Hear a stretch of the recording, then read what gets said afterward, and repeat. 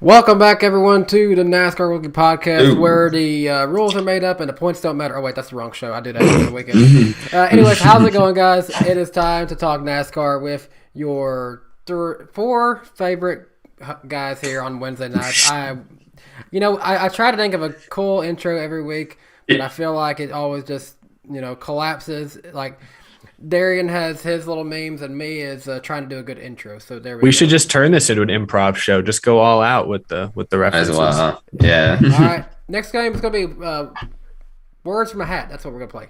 Go ahead and word it. Darlington.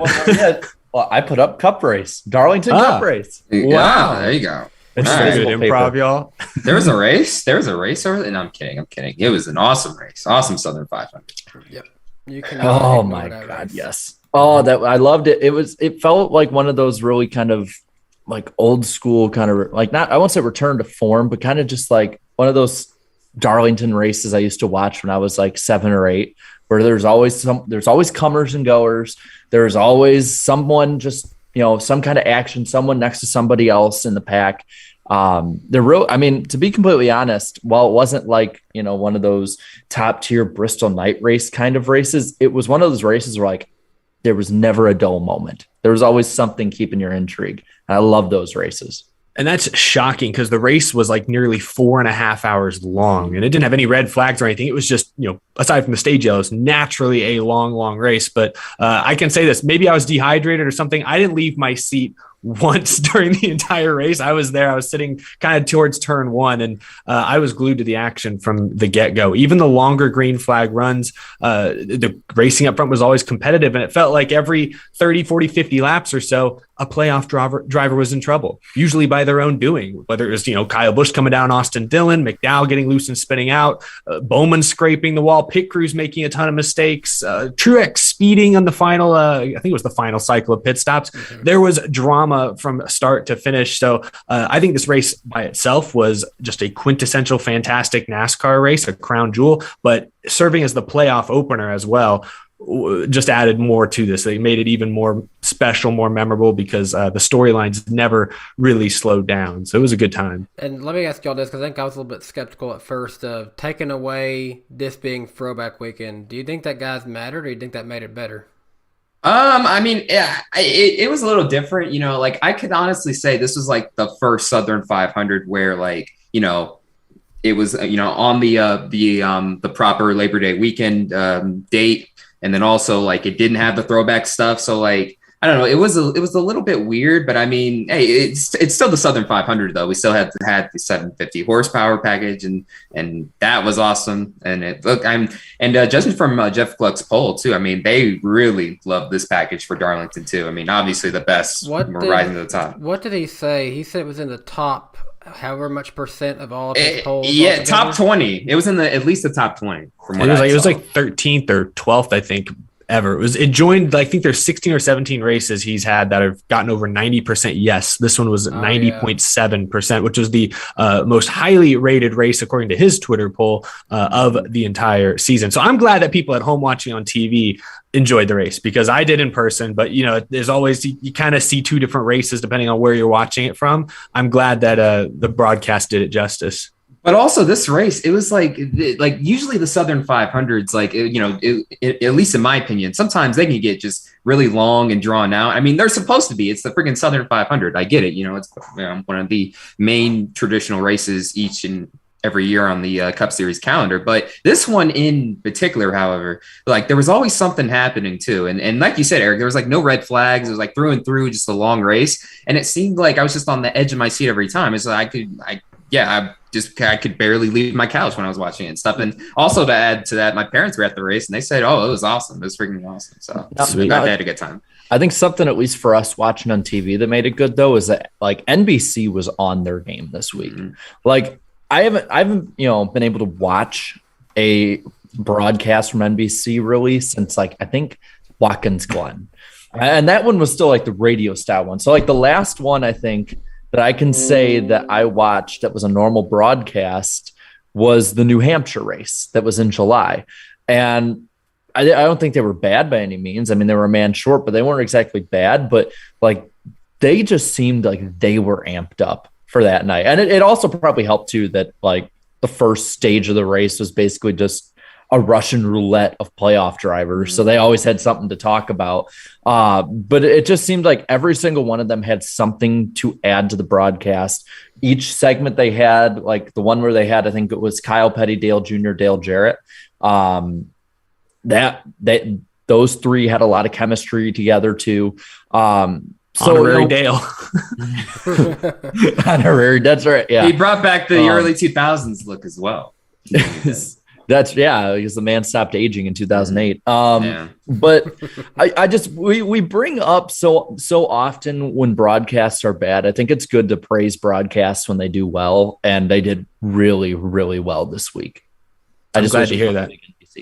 Yeah, I'm glad to hear that. I was listening to the TV broadcast on my scanner. I actually was listening to TV instead of MRN not because I think Rick Allen's better than, Alex Hayden and everybody at MRN, but just because I knew most people were watching the TV broadcast. So I wanted to hear what it sounded like. And aside from the Marty Smith snafu that Dale Jr. That's made, right, which made me laugh. And also KFB, saying, I think that added to the broadcast, in my opinion.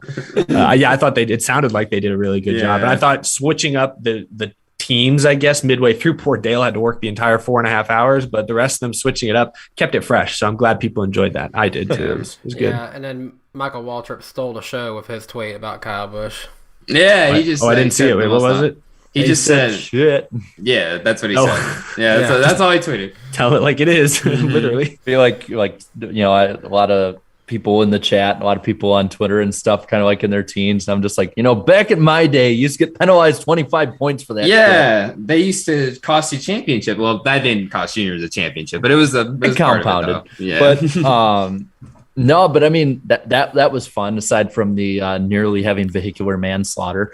Do we want to talk about that more? Or are we let's run now. Hold on. So Kyle Busch, so it's one thing for him, he had clearly that wasn't Austin Dillon's fault at all. That was all Kyle Busch there, and he had even stated in his interview too. I mean, outside from the cussing and stuff, that the amount of practice and stuff, like, it's really starting to affect him, because like he was saying, like, we ran really well in the simulator, and then we come here and started running like shit, basically, and then I was like, oh my goodness. So like, we're obviously taking full advantage of saying it. Yeah, we're just quoting him. We're quoting him. We're just quoting. We're not saying using it good journalistic practice. Exactly. Yes. Quote somebody. And see, we can even say it a little bit more professional too. Following the incident at the Darlington Speedway, Kyle Busch said shit. But anyways, it's one thing for him to, go on his rants and stuff like that. I mean, that's entertaining and stuff. But I mean, Eric did like point out immediately, and I give him props for this, like somebody could have gotten hurt when he was like, because look, I mean, I'm going to be quite honest with you. When I first started, going to these tracks and stuff, like, Jared had to help me like keep my head on a swivel, because I had no idea what the hell was going on, basically. Okay, from this. I actually did think of this when this happened. So when we went to Bristol for the first time, Darren, was that like your first time in the infield? It was my first time in like that sort of garage. In the garage, yeah.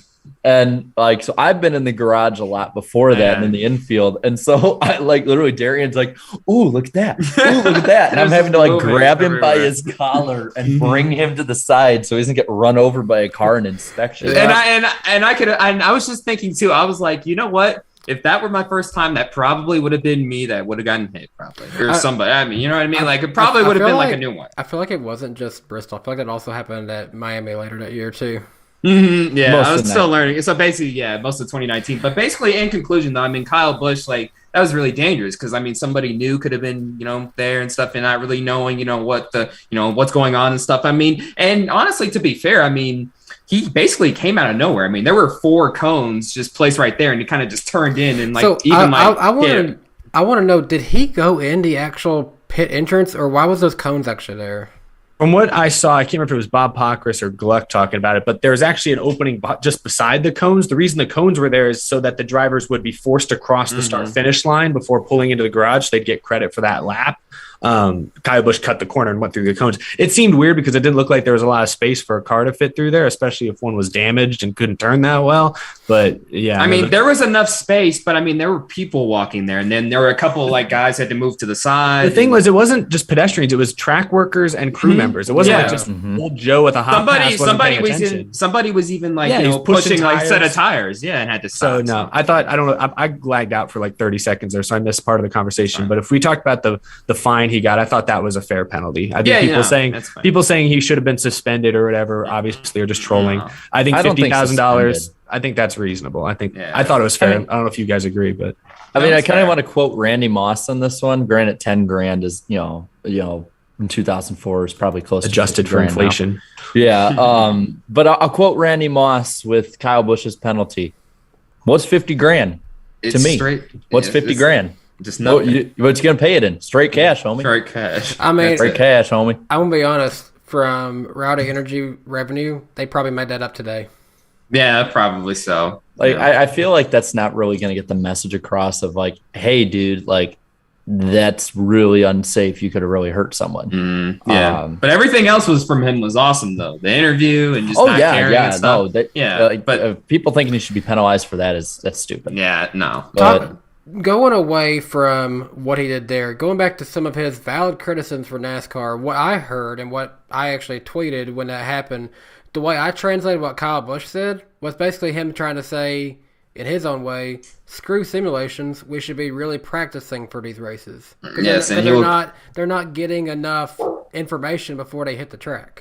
Yes, and he'll get a lot of that next year. Well, yeah, next year. Some of the practice. Yeah, maybe. Well, I mean, look at Kyle Busch won a championship in 2019. Since they went to no practice, he's won 3 races in a year and a half. Obviously, he's suffering from lack of practice. Also, a new crew chief this year, less opportunities to work with them. So I get it, and then I agree. We all want more practice and qualifying back next year.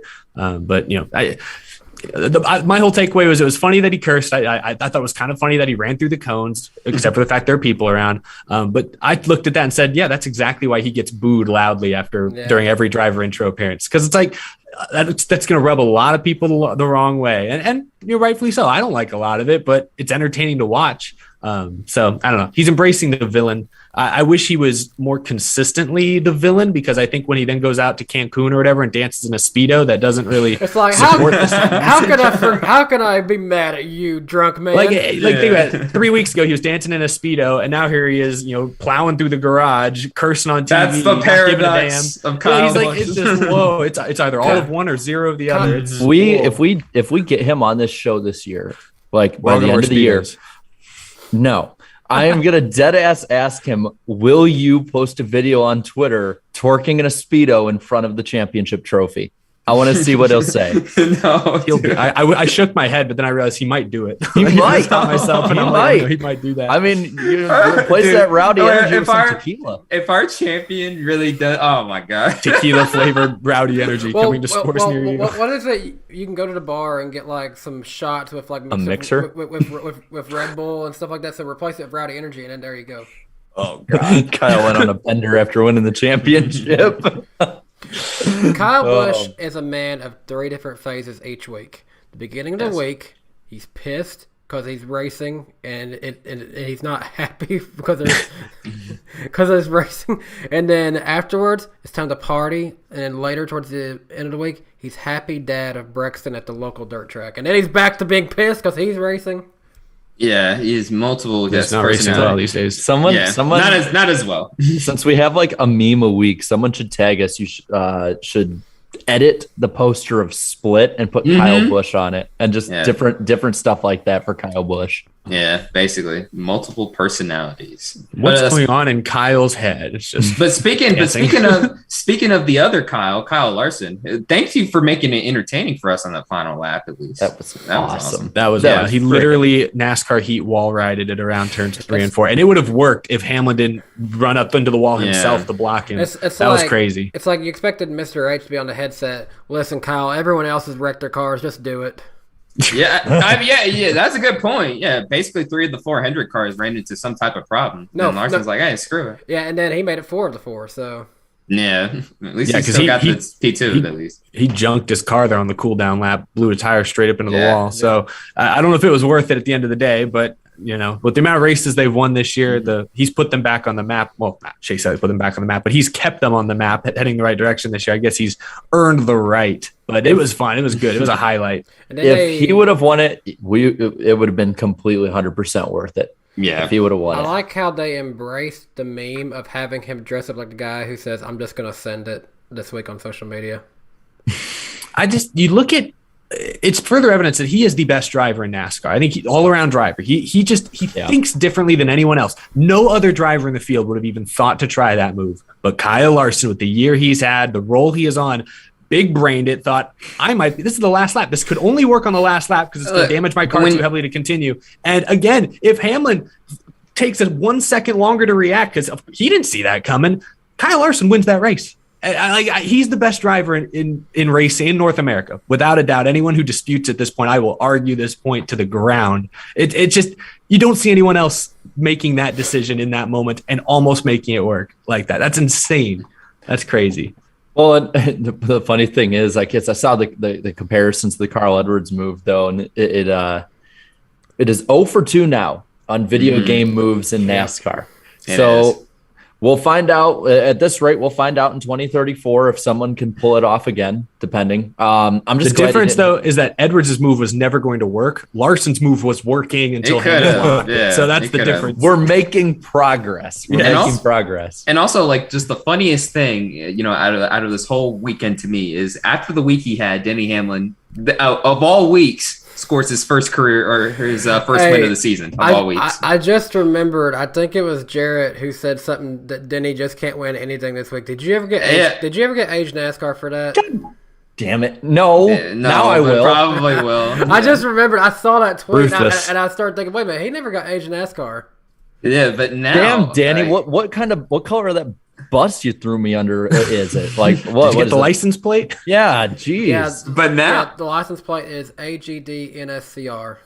But now that's all right. I picked the winner of the Xfinity race, so I win. Hey, we got the truck. Hey, I got the truck winner too. Yeah. Hey, shout out to Creed. And I got nothing.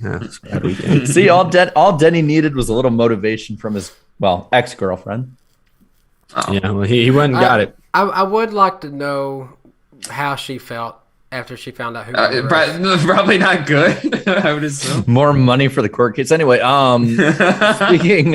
speaking of other people who probably are going to need a little money for some repairs, playoff drivers. Which ones do we start with? Ooh, I jinxed McDowell at first, so let's start with him. He got jinxed early on. Who didn't you jinx? Is it that hard to jinx McDowell? I mean, he spun out like a minute after I was running like 10th when he spun out. I'll give him that. They clearly put some effort before they brought a decent car, and he just blew it. That's unfortunate. It is just no one to blame but himself on that one. Mm-hmm. Who else did you jinx, Darian? Because I remember at one point I'm like, Darian, don't you dare tweet about this person. I think that's it. I think that was the only. Well, I mean, some people said I jinxed Chastain because he didn't win, but I'm like, he still got P3. So he was still right there. Yeah, he was fun to watch. Yeah, so it was almost as good a show as the top two down the stretch there. Yeah, like I mean, the night started. Hendrick, we talked about earlier, but Hendrick obviously is in the deepest hole right now. They came into these playoffs, people saying, "Oh, they're all going to make the round of 8. A couple of them, maybe all of them, will make the championship 4." And right now, I think 2 of them are outside of the top 12 currently. Now, I'm not in panic mode yet for Bowman or even Byron necessarily, but it's a bad first race. Bowman scraping the wall. They stayed out too long, blew a tire, collected Byron. It just.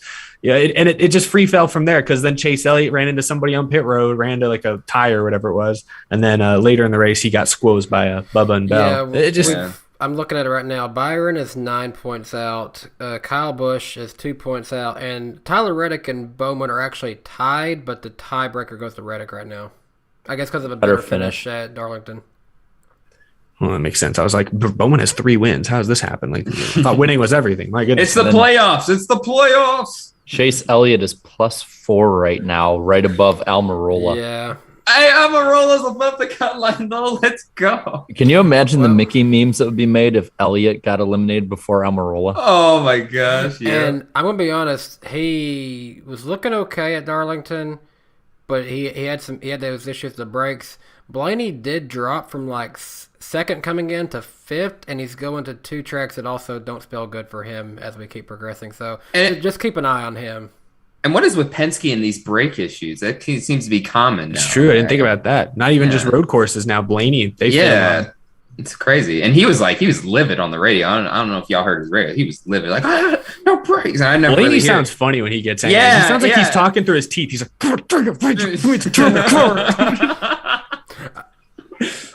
He's not working brakes. He does. Like he's sounds like that South Park. Vanilla Bristol.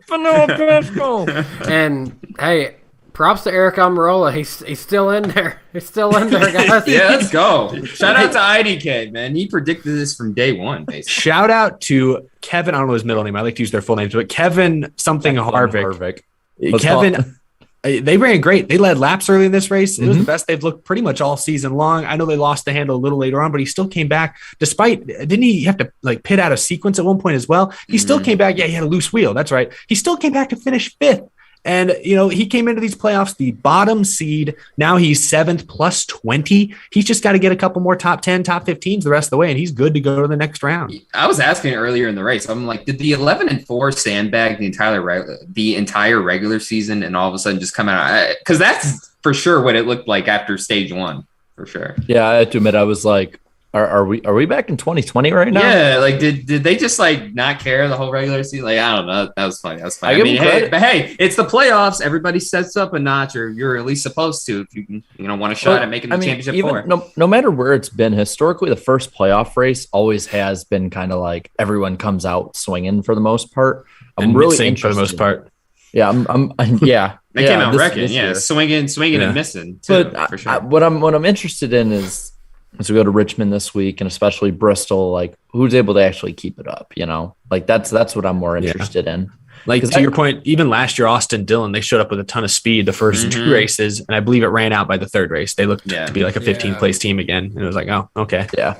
So I think that as it goes, you'll start seeing like I don't think Almirola is going to stick around really. Like McDowell is definitely championship four. Right? If McDowell somehow gets out of this round, he's making it to the promised land. I don't recall Almirola being great at Richmond, but I do recall him having some good runs at Bristol. So we'll see how he does. He's good at Richmond. This is honestly his best round by far. So he didn't run well. He finished like 18th in this race, but because so many people finished outside the top 20 and 30, he's plus 3. Hey, it's not impossible for him to make it to the round of 8 if he just survives this because he's won Talladega in the past. It's not impossible. It's also not probable, I'd say, but anything can happen. We haven't mentioned him yet, but Truex, I know at least a couple of us picked Truex to win this race. He had a top 3, top 4 car and finished 4th despite that unfortunate speeding penalty on the final cycle of pit stops. So it was tough to pass out there. It was tough to pass out there, but Truex was making it happen regardless. So even though he didn't win, he's in a good point situation because of a strong recovery. And Kurt Busch, I think, is like 4th on the playoff. I think he's like plus 26 or something. I mean, that's pretty darn good for Kurt Busch. I mean, the one car especially, that's pretty good. A good spot to be in. Imagine Ganassi goes out and wins the championship there last year. Pulls a Penske. That would be poetic. That'd be funny. Yeah, but I'd say anyone that really surprises you so far, really, I mean, because you look how close they are, and it's like you kind of see why some people are higher than maybe they relatively should be. I mean, I'm just surprised, like, just after one race, we have 2 Hendrick cars, on the outside looking in right now. That's the only surprise at the moment. I think this is going to be an interesting battle between Bowman and Reddick, because I feel like Reddick's going to be pretty good at Bristol, and then Bowman, of course, won Richmond earlier this year, so it'll be interesting to see how that plays out. I was surprised that the 3 Penske cars were kind of a non-factor most of the night. They didn't have any real other than Blaney, he didn't have any catastrophic issues. So they're still looking okay in points, but they ran like 10th to 12th most of the night. That's not going to get you to the championship 4 late in the season. Yeah, the one I will say one that it just surprises me seeing his name above Chase Elliott is Christopher Bell. Yeah, that surprises me. Like he survived. And then Larson, I don't have because on our famous itinerary we have 7th through 16th. Larson's plus 80 if that's where you're going. Like he's pretty much safe. What's he got to do? What's he got to do at Richmond? Like how many? Yeah, where's he got to finish to make the next round. Like, It'll be good. I think 20th or so is like would lock him in. For sure. I think after accumulating like some type of some number of points after stage one, he'd probably be locked in, right? Points. He needs to have 16 total points in this race. So easy. So like 20th or 25th. Yeah, but I think 20th. It's like 23rd. It's like specifically. It's somewhere in there. Yeah. So I'm pretty sure he'll be good. And that's if like Reddick wins or Bowman wins or something. So I'm basing it off of where Chase Elliott is, because like if there's two more winners that are below him, it'd need to be above like 10th, 11th around there. So you should be good. No, man, but I'm surprised though that it's this close, because usually the first round is the most boring round, to be completely honest. Yeah. It was tough. I don't remember if we talked about it because we didn't do predictions on this show. We all did our own, or many of us did our own special videos. But I thought the round of 16 was the toughest round to predict, because there's a lot of guys. There's a lot of guys like 9th through 16th that I think are dead even, from Bell to Byron, or not actually Byron had it further, but from like Bell to Kurt or Reddick. I'm like, oh man, I could go either way with any of these guys. Yeah, I was the same way with that. I will admit I did not think that guys like Bowman and Busch would be below the cut line even at the first race. I mean, I thought like for me it was like Almirola and McDowell I was like right away picking, but I mean Almirola, maybe he just has to 16th his way into the next round. Hey, survive and advance, Almirola. Just survive. Do you think Bristol's maybe a wild card, but I don't think Richmond will be as wild as Darlington. I don't think we'll see 9 of the 16 playoff drivers have major issues at Richmond. Maybe I'll be wrong, but I doubt it. I hate saying that. We could see issues of brakes. I know there's been issues of brakes at Richmond in the past. I hate saying this, and this is even with Texas and Kansas in there, but I feel like Richmond is going to be the most boring race of the playoffs. Yeah, I agree with that. I'm not meaning to like be a Debbie Downer on it. Just like I think that not much stuff playoff wise, like we saw at Darlington, is going to happen. I think it's just basically going to be whoever's fastest, whatever you got, bring it. I will say one thing that should be in the back of, even though Bowman won there last time, but should be in the back of Byron, Bowman, and Elliott's minds here is that, remember, even though Bowman won, Kyle Larson ran like 20th all day. Like that team just missed the setup. So it's like, it's possible for a Hendrick car to just completely biff the setup and just be awful. It is going to be important for, especially where he's at, for Bowman and Byron to not do that. I remember Bowman's run, especially, he started like in the 20 range. I think is where he's going to be starting this weekend probably. He started like way in the back and just slowly kept creeping up through the field, and then took advantage of that 10 to go restart. Yeah. So there's gonna be a lot. We'll go over that later though. So. All right. Well, I think with that, let's talk about the ratings. Jarrett, you want to do that part? Yeah. So this race got a 1.43 rating, which is up from 1.37 last year. So about like 0.06 points up. So that's good. And had 2.458 million viewers. I can't read tonight, which means that we had about 25,000 extra or added viewers compared to 2020. So good, happy sight. Even though it's a little bit up, it's still up. So I'm pretty happy with that one. That's a good one. But we also have ratings in a different place. Darren, where do we have ratings at? The ratings, we have them in the poll, the famous iceberg poll. Yes, Jared. Do we have a new poll record tonight or no? No new records.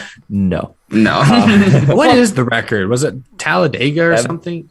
Let me check real quick. I have them all. I think it's Dega. I think it is Dega though. If I'm not mistaken. I can pull it up right now. Like Dover or something random. The Coke 600 had 17.7 thousand. Whoa! I don't even remember what happened in the Coke 600. Nothing happened. What happened? Who even won this year? Larson won. Oh yeah, he did. I remember it was Paul Hendrick and Kyle Busch. Yeah. Looking at this one, we didn't get a record. We had 15.9 thousand, so still in the top 5. 55% of you thought this is a great race. 31% said good, 9% said average, and 2% said below average. And finishing it off, 3% of you said that this was a bad race. So what was that net positivity? 86%, which is 4th of 6 Darlington races polled, which shows just how good Darlington has been. Wow. Yeah, well, it's tough to crack. Yeah. So looking at the comments here and what everybody's saying, the other White Castle says, plot twist. Larson wasn't trying to win with that turn 3 move. He just wanted to make sure Hendrick Motorsports achieved a 100% crash rate this weekend. That's what I said earlier. Yeah, just wanted to finish it up. Let's see. Ant Borb says, as a Larson fan, those last 40 laps were such a tease. Other than that, pretty good race. Sucks for all the Hendrick cars had problems, though. Let's see. Rudy K says, classic Darlington race, and Larson trying what everyone does in NASCAR Heat 5 was the funniest part of this race. Man, a lot of playoff drivers had troubles tonight. Congrats to Hamlin for barely holding off the wall riding Larson. Man, Mr. Wall, we might need to start calling him Mr. Wall Pop. Yeah. Let's see what else we got. We'll go down a little bit here. What if he can wall pop at Bristol when we go there? Oh my god. Yeah, just do that. Hey, he'll probably be locked in at that point. So hey, there's no risk. Oh, yeah, might as well. Isaac Gonzalez says, well, that was an insane finish. Side note, the Applebee's commercial hits different on mute. Gotta hate that. So I didn't see it one time by streaming the race on the app, but I saw it all the time while watching the Tennessee Vols game, so I knew exactly how people felt about that. I have not yet seen it, so I whenever you stream, sometimes they just play the same commercial, and that one in particular is so annoying. Because we're fancy like Applebee's. No, don't bring that. Don't bring it up. Shinobu D21 says, great racing. Kurt drove all the way back up to the top 10 at the end. He did. So that's something that I think that's something pretty good. Let's see. Well, this was, I think, the night of. So Tahim Brown says, Eric grades this race 8 out of 10 on the groovy gauge. I'm calling it. No, I give it a 95. I don't do out of 10. Have you ever seen the groovy gauge? You clearly haven't seen the groovy gauge. I give it a 9 out of 10. Do you even watch Out of the Groove? Do you even know who I am? Hey, Jeff Burton. Jeff Burton obviously does. Jeff Burton said Out of the Groove, I think, on Saturday or something. I can't remember when he said it. He said it during the weekend, though. I heard that, and literally, like, the theme came in my head. No, Dumpire Gaming says, Larson on the last lap. I'm dropping the hammer. Let's see what else we got. I feel like that went over all of our heads, but I knew what he was talking about. No, I know what he's talking about. Yeah, I know always thought that was a really about. cheesy line. Yeah. That's what I was trying to be. I've heard it so many times. I'm dropping the hammer. No, you're not. NASCAR is a game of milliseconds. You've wasted so many seconds by saying that line. It's like, wait, there's a hammer there, dude. That's gonna mess up our weight. We're gonna get fined for that. Wait, no, it's like, you've been in third gear this whole time and decided to switch it up to fourth. What are you doing? I'm dropping the hammer. Crap! I shifted down to 1. Andrew Meyer says that's the kind of racing I love to watch in NASCAR. That was awesome. Top 5 race of the year. A lot of positive comments this week. Think about that. Overall, that was a great follow-up from Daytona, which is usually like one of the more exciting races of the year. So yeah. Was not a letdown at all. Kyle Larson in here says, I was so close. If I had a second to move to the inside, I would have won. F-bomb. I'm not going to say that one. Jeffrey Robertson, unbelievable till the fat lady sings. And then let's get to that last comment here. Yes, I'll say this one's negative for some reason. You haven't even heard a name yet. I gotta hear the name. Twisty Boy. Negative. Twisty Boy? Negative. I say it's negative. Spelled with O-I. That's Twisty gonna, Boy. That's gonna be negative. Do you know who Twisty Boy is? He's the most negative person in the world. No, I don't know who he is. Denny cheats his way to victory. Terrible race. And then Denny delivers says found Jordan Fish's burner account. Wait, so technically is that Denny delivers is actually the last comment? Yeah. Oh, if you want to say it, yeah, for sure. Broken the system. Yeah. Hacked the system. Well, yeah, so that was poll. But there were a few other races this weekend. Yes, we can touch on those real quick. Yeah, so or if we don't want to, we don't have to. So I was waiting for somebody else. No one likes the Xfinity Series. As No, but do you know who won the Xfinity race? The Xfinity Series. Hey, shout out to Noah Gregson. He stepped it up after we had said the last show, like, hey, he's got to step it up now with this extension and all that. After just doing that, yeah. Yeah, but then Denny Hamlin, he had to. I mean, well, first off, that incident involving Carson Ware, that wasn't Ware's fault. Hamlin kind of was like, oh yeah, it was. Yeah, no, come on. Oh, it was. I don't know. Dude. I don't know, man. It wasn't all Ware. No, it was. Yeah, it wasn't Hamlin. all. It wasn't. Okay, but it was like 60%. He definitely. It was It was clear he hasn't been on an Xfinity track or a NASCAR track. Okay. Times, I agree. So 60-40, if you want to swing it that way. But then Hamlin, what happened? Did he sped on pit road, correct? Or his crew messed up? Came over the wall too early. It was funny because it was during that drag race with Gregson down pit road, and I thought for sure he was going to get hit with the speeding penalty because he was pushing the issue. He was going to force it. But nah, it was his crew this time. Wow. He actually had someone to be angry at other than himself on pit road. Yeah, he could have swept the weekend too.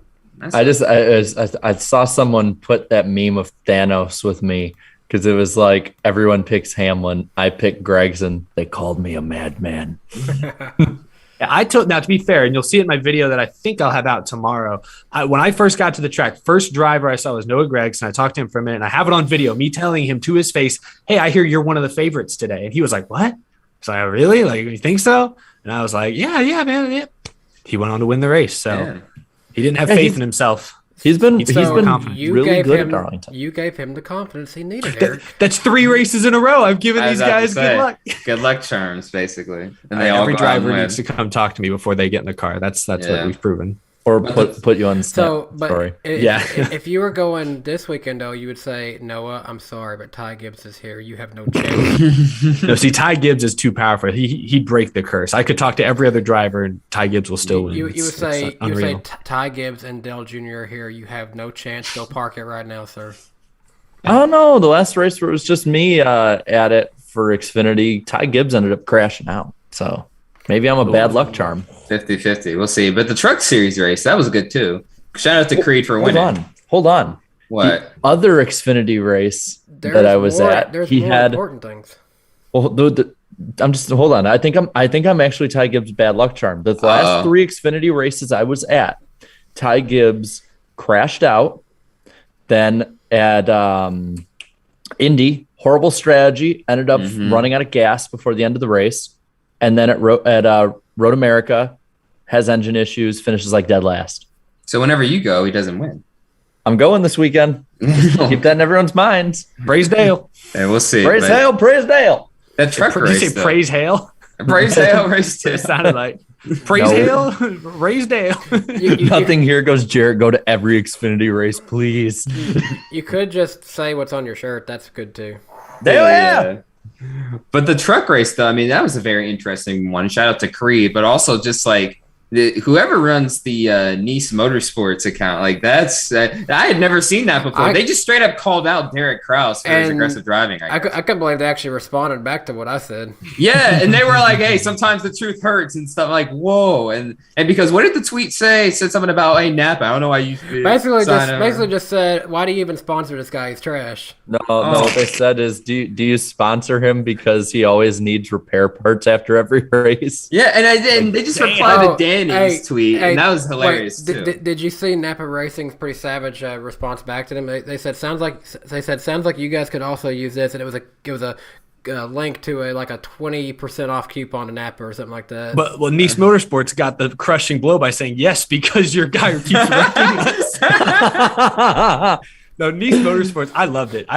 Derek Kraus, I think he's a good driver, but he's been an absolute menace this year. Go back to Knoxville. He was the driving issue in that disaster of a race. It was all Derek Kraus half the time. I might have to do a Derek Kraus experience video. I still think I think he's talented, but it's like, he sometimes drives in over his head though. Yeah. No, but I love that the team, whoever the intern on Twitter was doing it, but I wish the drivers would do it. That's the problem. Drivers don't get in each other's faces. Derek Kraus should be getting swung at every now and then after some of these races this year. It shouldn't be happening by a random social media intern. And I don't love them tagging the sponsor like that. I think is a little tacky, but at least they were clever with it. They made the reference like, oh, because it's spare parts, And the Napa Twitter account seemed to be okay with it. But other than that, I love it. Call each other out. If you think the driver's consistently making mistakes, go for it. I think I do agree. I wish the drivers would too. I mean, especially these two, because I think they're pretty close in age too. They're considered the young and up and coming drivers, and I don't know. It's always entertaining to see the young drivers go at it every now and then. Oh, that's it. Not just entertaining. It's awesome. It's awesome, especially in the truck series. Yes, and Xfinity series. I'm sorry. The one that came to my mind because I saw a picture of it today was just the one where was it John Hunter Nemechek and Cole Custer, where it was like the freaking NFL tackle. He just speared him, came out of like off screen, beauty, flying in, beautiful, parallel to the ground. That was a good tackle, man. That was fun. We haven't seen any good. Have we seen any good like brawls in the truck series? Don't talk to me about that John West Townley. The weird wrestling match. That doesn't count. But like aside from that one, the Nemechek and Custer. Like when have we seen? And no, not Natalie Decker throwing Spencer Boyd's hat on the ground. That doesn't count either. Or like, I feel like I'm missing one, but it feels like the truck series is the tough, gritty series. But because we got a bunch of 16-year-olds in it, they're not fighting each other. They're letting the sponsors and the PR people do it. They're talking a big game and then they're not doing anything. So I don't know. Hey, he did this to me on track. Hey, I want you to tweet this. They probably go to them and all. No. Sure, kid, whatever you want. All right. There you go. They just come fly. But yeah, come on, guys, do it yourselves. And throw hands every now and then. Ben Rhodes v. Tyler Dipple. That's what's in the chat. What was that one? Ben Rhodes. I can't remember. Even last year, speaking of Ben Rhodes, even last year in Rhodes, I don't remember who he junked. Eckes at Texas. He right hooked him into the freaking dog leg wall. Dude, you could have sent the man to the hospital. Fight. Mm-hmm. Stick up for your guy, the crew guy. No, he just gave him the finger. That's it. Give him the finger. Whoa. I do that on the way to here every week. Here we go. So in the chat, ARCA dads. That's what it is. If they won't fight, let's get their dads. I want to see Mr. something Nemechek versus Mr. Rhodes and God. Tom Logano was ahead of his time. Wait, hold up, Eric. Did you just say Mr. something Nemechek? You don't know who his dad is? I didn't even think about that. You're right. Oh wait, wait a minute. Yeah, I didn't even think about that. I don't know, Mr. Something Nemechek. Mr. Something Nemechek. Coming out of turn 4, Mr. Something. I want Mr. Something Nemechek against Mr. Something Deegan. Yeah, his dad's nobody. Only won 4 Cup Series races. That's funny. My bad. That is funny. I didn't even think about that. That's funny. That's great, man. That was probably the funniest part of the whole show right there. Thus far. End it right there. Can't be topped. Walked right into it. Do you know who John Hunter Nemechek's dad is? Yeah. Well, speaking of John Hunter Nemechek, he's locked in off points, it looks like, as Creed locks in with the win. I see that whole bit got IDK player actually laughing, though. But looking at the playoff standings right now, it's pretty close still at the cut line. There's, let's see, 4 drivers above within 15 points, and the 2 underneath are within 12. What do you guys think when it comes to changing, when racing at Bristol? Like, what kind of change do you think you'll see in the points? This is very interesting. I mean, like Chandler Smith, I feel like he's 12 points, behind at the moment. I'm pretty sure he either has to have a really, really, really good finish or win at Bristol in order to advance. And then also, go ahead. Didn't Chandler Smith almost win Bristol last year? He did. So he's walking into a pretty good situation, entering Bristol in his favor. And then also Zane Smith is just 5 points below Austin Hill. I feel like guys who are like, let's say, 6th through 10th, I feel like, that could have a huge swing, especially at Bristol maybe. So we'll see. Who do you think gets in, and who does he replace? I think Zane Smith will probably miss it somehow, just barely. And I don't know. Like, I want to say Chandler Smith is going to win Bristol and he's going to run good, but he's very inconsistent. So let's say Chandler Smith does somehow win. I think, a guy like either a Todd Gilliland or a Carson Hocevar will probably miss the cut line. But if Chandler Smith doesn't win and perhaps doesn't get a really good finish, then I'd say Zane Smith and Chandler Smith are going to be those two out. I don't recall, honestly, the 16 truck, whether it was Austin Hill or Brett Moffitt, really doing great at Bristol in years past. I wouldn't put it past Austin Hill only being 5 points so good. I wouldn't put it past him actually exiting. Yeah. I think Zane Smith's in trouble. I think Chandler will run well this week, but I wouldn't say like Ben Rhodes, who's plus 15, Todd Gilliland plus 11. I feel like those are the kinds of drivers who are prone to maybe getting caught up in something early in the race and finishing outside the top 30. If that happens, I think that opens the door for some of those other guys below them. Yeah, Bristol truck races are known to get crazy. There can be a lot of big crashes in those. Mm-hmm. Yeah, so 6 through 10 definitely could be a major championship swing there. Yeah. Well, I think that's about all we got from Darlington. Geez, we done a lot, man. About Mr. Something. No, but I guess instead of looking back, let's look forward here for a minute. Yeah.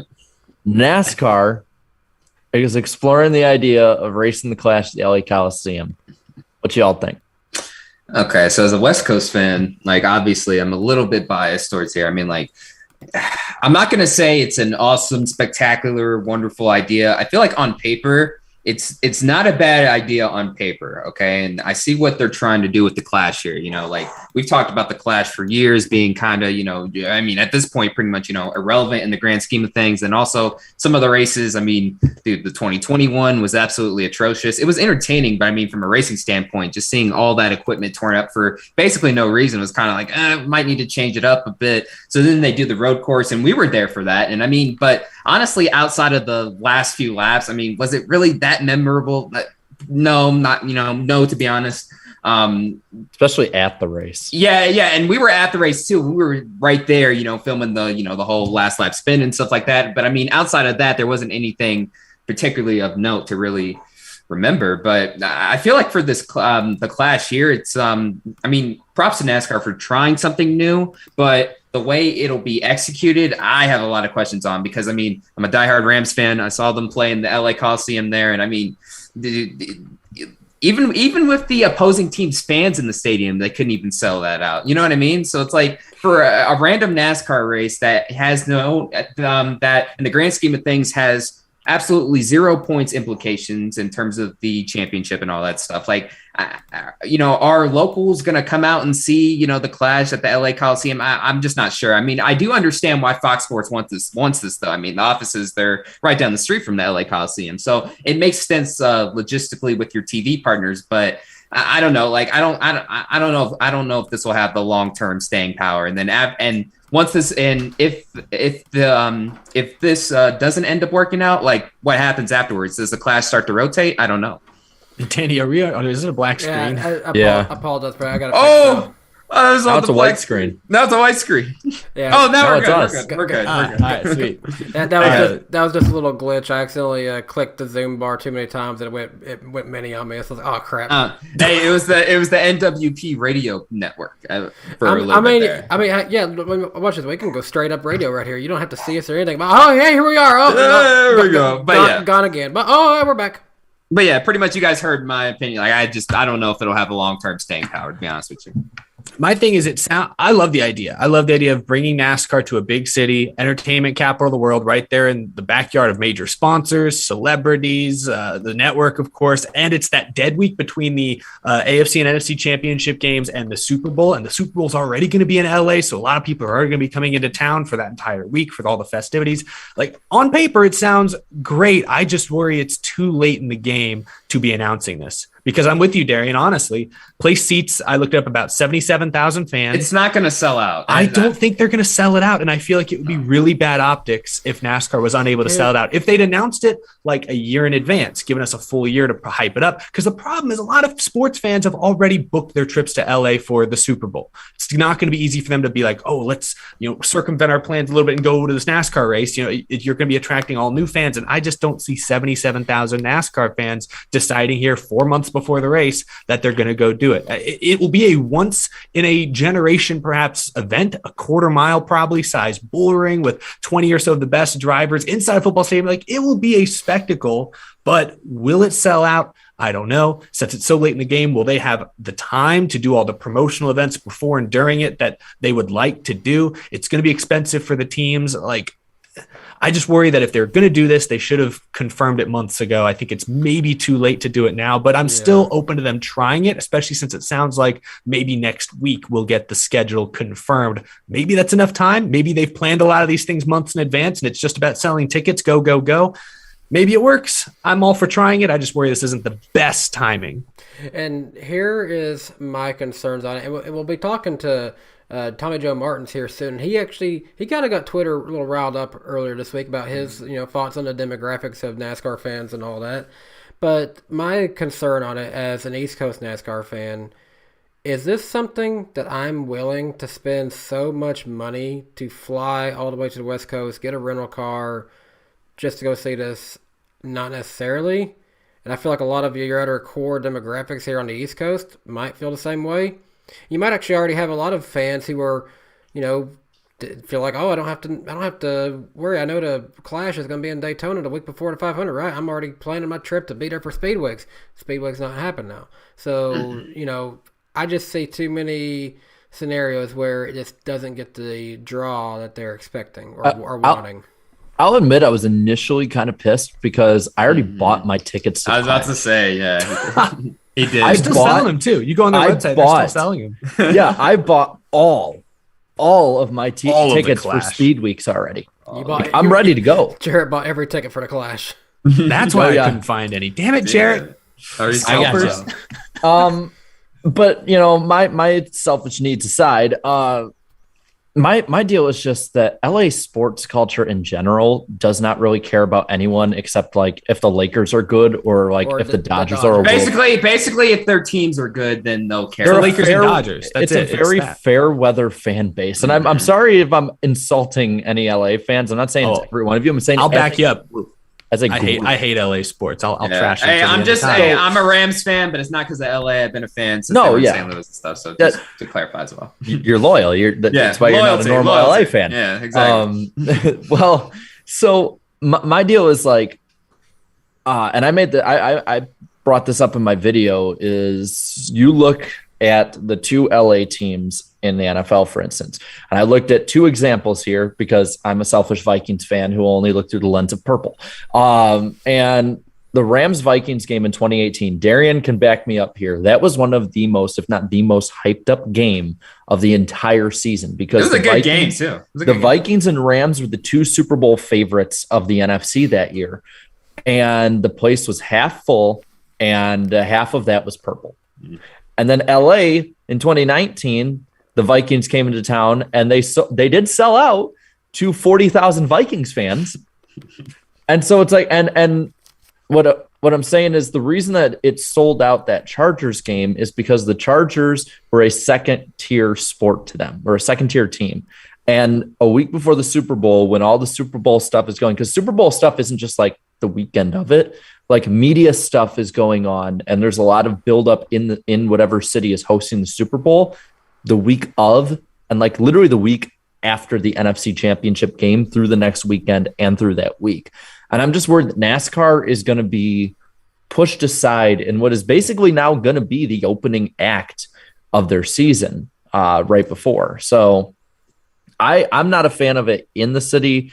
I personally think that killing Speedweeks is not a good way to hype up your fan base for a season when in reality now, remember what Speedweeks used to be? Like, it was like, the preseason testing, which we still might have, but preseason testing. And then the week before you had the Clash, and then you had Daytona 500 qualifying, and then racing or practice literally every single day through the week before it. Yeah. And now it's basically been shrunken down to like Wednesday to Sunday. Like it's sort of like a glorified off weekend. If it's not even like I wouldn't even really call it Speed Week anymore. It's just like Speed Days or something. Speed weekend. Yeah, you basically work week, pretty much 5 days. Yeah.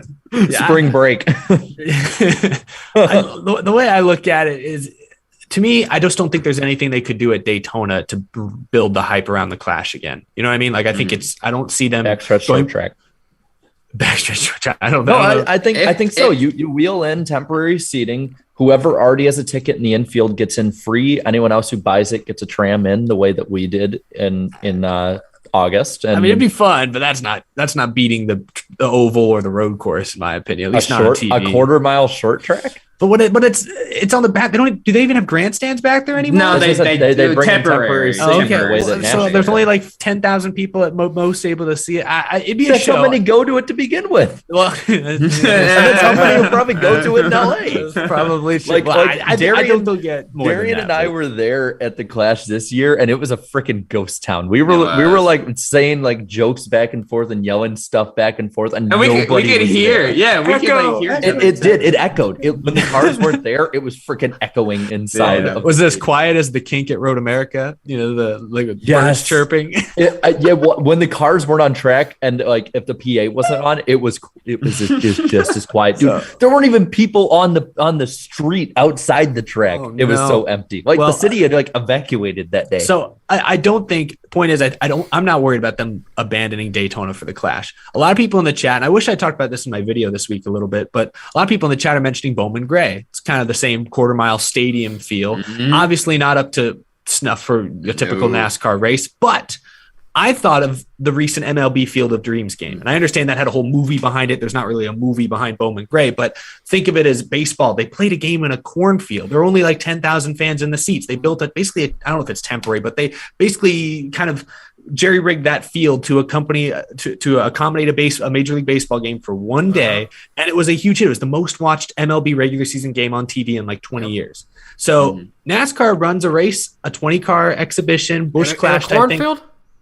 At Bowman Gray, and only 10,000 people show up, and it's not great facility. It's a little run down. It's not Daytona Rising or whatever, but it feels real. It feels gritty, and it's a made for TV event. It's something that not that many people get to see in person. You can charge a lot for tickets maybe, but millions tune in because it's a quarter mile. We haven't seen a quarter mile in NASCAR and who knows how long. Like, this is going to be nutty. Probably the 70s, maybe 60s. Exactly. So I can understand people saying, why not try Bowman Gray? Obviously Bowman Gray, I don't even know where it is. It's in North Carolina. Winston-Salem. Mm-hmm. Not the same hype and buzz. It might be a third of a mile, by the way, because there is for the LA Coliseum, because there is a potential course that they can use that would basically be a third mile. So I just look and I say, I think it could be a positive thing. It's not going to have the same widespread, mainstream media effect that a race in Los Angeles might have, but I feel like there's also less risk associated with it. So lower risk, but probably a lower overall reward. I don't know, but I'm still okay. I'm okay with them trying LA. Part of me wishes they'd punt this to next year and do this in 2023, so they have a full year or so to promote it. And that's the thing. They should do this with this year's cars. You shouldn't waste a next gen car on this experiment. That's probably a given. Given. Same with the dirt race, because they're going to have that. So I think that would be a smart move there too. Right. Okay. I think that covers that. We get Tommy Joe in here. We'll have to ask him about his tweet have him share his thoughts a little bit. Yeah, we'll get him here in a moment. They should be joining pretty soon. Yeah. Right. One moment. I will be right back. I gotta get something real quick. So I'm gonna mute myself as we I think we go on to the mailbag question. Yes, the mailbag question's up next. I think. I think I can read it. I guess I can read it. Go ahead. This week's question comes from Wyatt. Appreciate you sending in this question, Wyatt. Thanks, Wyatt. Wyatt asks, when you were young, which driver did you dislike the most so that when they would win, you would be mad or grumpy for the rest of the day? For me, there were two main drivers, Jimmy Johnson and Kyle Busch. So when Jimmy Johnson won his 7th championship, I was very frustrated. From Wyatt. Thank you for asking, Wyatt. I definitely got bored watching Jimmy win so much in the late 2000s, early 2010s. I never got mad because I never disliked Jimmy. He was a hard guy to just dislike, I would say I didn't like Tony Stewart winning because he was the only driver I ever really disliked. Like I did not like seeing him succeed. So I'd say Tony Stewart, but at least by like 2014 or so, he wasn't winning that often. So I kind of, his last couple of years were refreshing, I guess. But that was probably it for me. What about you guys? Did y'all have anyone that stood out? Before Junior went over to Hendrick, it was the Hendrick guys because Johnson and Gordon would win all the time, it seemed like. And then once Junior went over to Hendrick, that hate for them kind of stopped, and then went over to Kyle Busch basically for a little bit, for a short time period there. So I'd probably say those are the drivers that I really didn't like too much growing up. But I'm really objective now, so I don't know. I just cover the sport now, So I'd say for me, it was same as it was Gordon, then Kyle Busch, and then like 2015 until I started like on YouTube was Joey Logano. Mm-hmm. Those three were like the big ones. Yeah, for sure. So okay, well, I can't really honestly, Kyle Busch is the only one that I can say, but hey, I just want to give a shout out to my lovely wife. We'll get to Super Chats later, but she just put in $26 because my 26th birthday is tomorrow. Ooh, happy birthday, Danny! Nice. Yeah. Happy birthday, bro. Nice. Well, That's amazing. With that being said, appreciate the happy birthday from the wife there. Yes. I think we're about ready to have our guests come in. And Jarrett, you're the host of this meeting, so you'll have to be the one who lets them in. I mean, put in the spotlight again. At least I'm not being thrown under a bus. But thank you, Wyatt, for the mailbag question. Appreciate it. You can send your mailbag questions at what is the email? Weekly podcast guest at gmail.com. Yeah. All one word, all lowercase. Spam. How about this? I want everyone to spam that in the chat because that's easy to spam. But if you want to help with that, put weekly pod. Yeah, there you go, Blue Jimmy. There you go. Nice. And then yes, reminder: do not ask to be on the show, for that will be disregarded. Yes. I like how we add that every week, and I don't think anyone's actually emailed you to. No, they have. The show. They have. Oh, I thought they had. I thought we'd asked. That's why we make sure to say it every week. I delete it every time. He's had that, and he's had far worse in his way too. So. I hope Wyatt, wherever he is, I hope Wyatt's enjoying watching Jimmy struggle in IndyCar. That's all I hope. I enjoy Jimmy's Carvana commercials. I don't know why. I just think they're funny. And with that, we will get to our two guests who are now both here. So I'll let them in right now. Whoa, sweet. All right, got it ready. And give them a minute to connect to the audio. Get the spam out of the way. Hey, how's it going? Going. Look on, man. What's up, guys? What's happening? Hey, what's up? Awesome. Great to have you guys on tonight. Hold on, I'm trying to fix this. Yeah, thanks for having us, guys. Of course. So, big announcement already. It's been made public. So, I'll start with you, Tommy. What are your thoughts heading into next season? So, this is what's weird about this is like I'm still in the middle of this season. Yeah, and I know Rajah is too. I mean, there's goals that we want to accomplish right now, but obviously we're super excited about next year. Alpha Prime Racing and that kind of coming from Martin's Motorsports and what we've been able to build over the last couple of years. I couldn't be more excited about it. Rajah is such a key piece of that. I would say probably the biggest piece of our future moving forward. So to have him on the podcast tonight too, talking to you guys about it, I think collectively we're both just really excited about the opportunity. I know Caesar is as well, about really building this thing into something special. How did this deal come together? Because Tommy Joe, everyone knows Tommy Joe Martin's Motorsports has been a staple in the Xfinity series. But where did the partnership, or I guess the soon-to-be partnership with Cesar Baccarella, where did that begin, and how did those conversations go? Yeah, I'm not going to take credit for a lot of that. I think that was mainly Caesar's idea.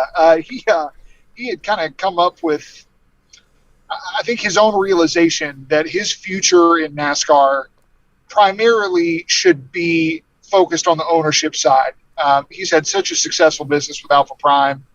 They've done really well, and he's been able to race in sports cars and have a lot of success. And NASCAR was always just a fun thing for him. But I think the amount of money that Alpha Prime and the sponsors he was able to raise to race in the Xfinity series, I think the money he was spending, he looked at that and went, I really ought to be looking at ownership more so than just like an arrive and drive situation, which is what he was doing with BJ McLeod and what he was doing with Mario Gosselin. And so it just came at a time where I had announced that I was going to be stepping out of the seat a little bit next year, that we were looking for other partners, other drivers to kind of come in on the 44 car. And I think Caesar, because I had known him over at BJ McLeod when he first got into the Xfinity series, I think he had a familiarity with me. And he reached out to me and just said, hey, is this something, I'm actually looking into team ownership. And I said, well, you don't need to start a team. I actually told him, do not start a team. That's a really bad idea. It's really competitive out here right now. And then I thought about it for about a week, and I went, my dad had talked to me, and Rodney Reese, our co-owner, they had talked to me about wanting to step back a little bit next year. And, I guess it took me a week to kind of process that. And then I reached back out to Caesar and said, hey, is this something where you maybe be looking for a partner, or are you kind of looking to branch out on your own? He said, oh, yeah, I definitely want a partner. And it just wound up being the perfect partnership. And his goals and my goals really align. I think both of us look at this like Caesar's not trying to run full-time. I'm not really trying to run full-time either. And I think that creates opportunities for us to bring in somebody like Rajah, who we know is poised to kind of lead us into the future as a business. I've been able to race for a long time, guys. Caesar's been able to do a lot of things he wants to do. I think we're perfectly positioned here to be a platform for somebody like Rajah to come in here and take the first step on their career. Well, that kind of leads to what my question is for you, Rajah, is what's it like kind of knowing that next step is coming and knowing you're going to be a NASCAR Xfinity Series driver? Is it kind of daunting, or is it just like really exciting? Like I want to know what your mindset is right now with it. I would say, Jared, similar to what Tommy said, like we still got 4 ARCA races left this year.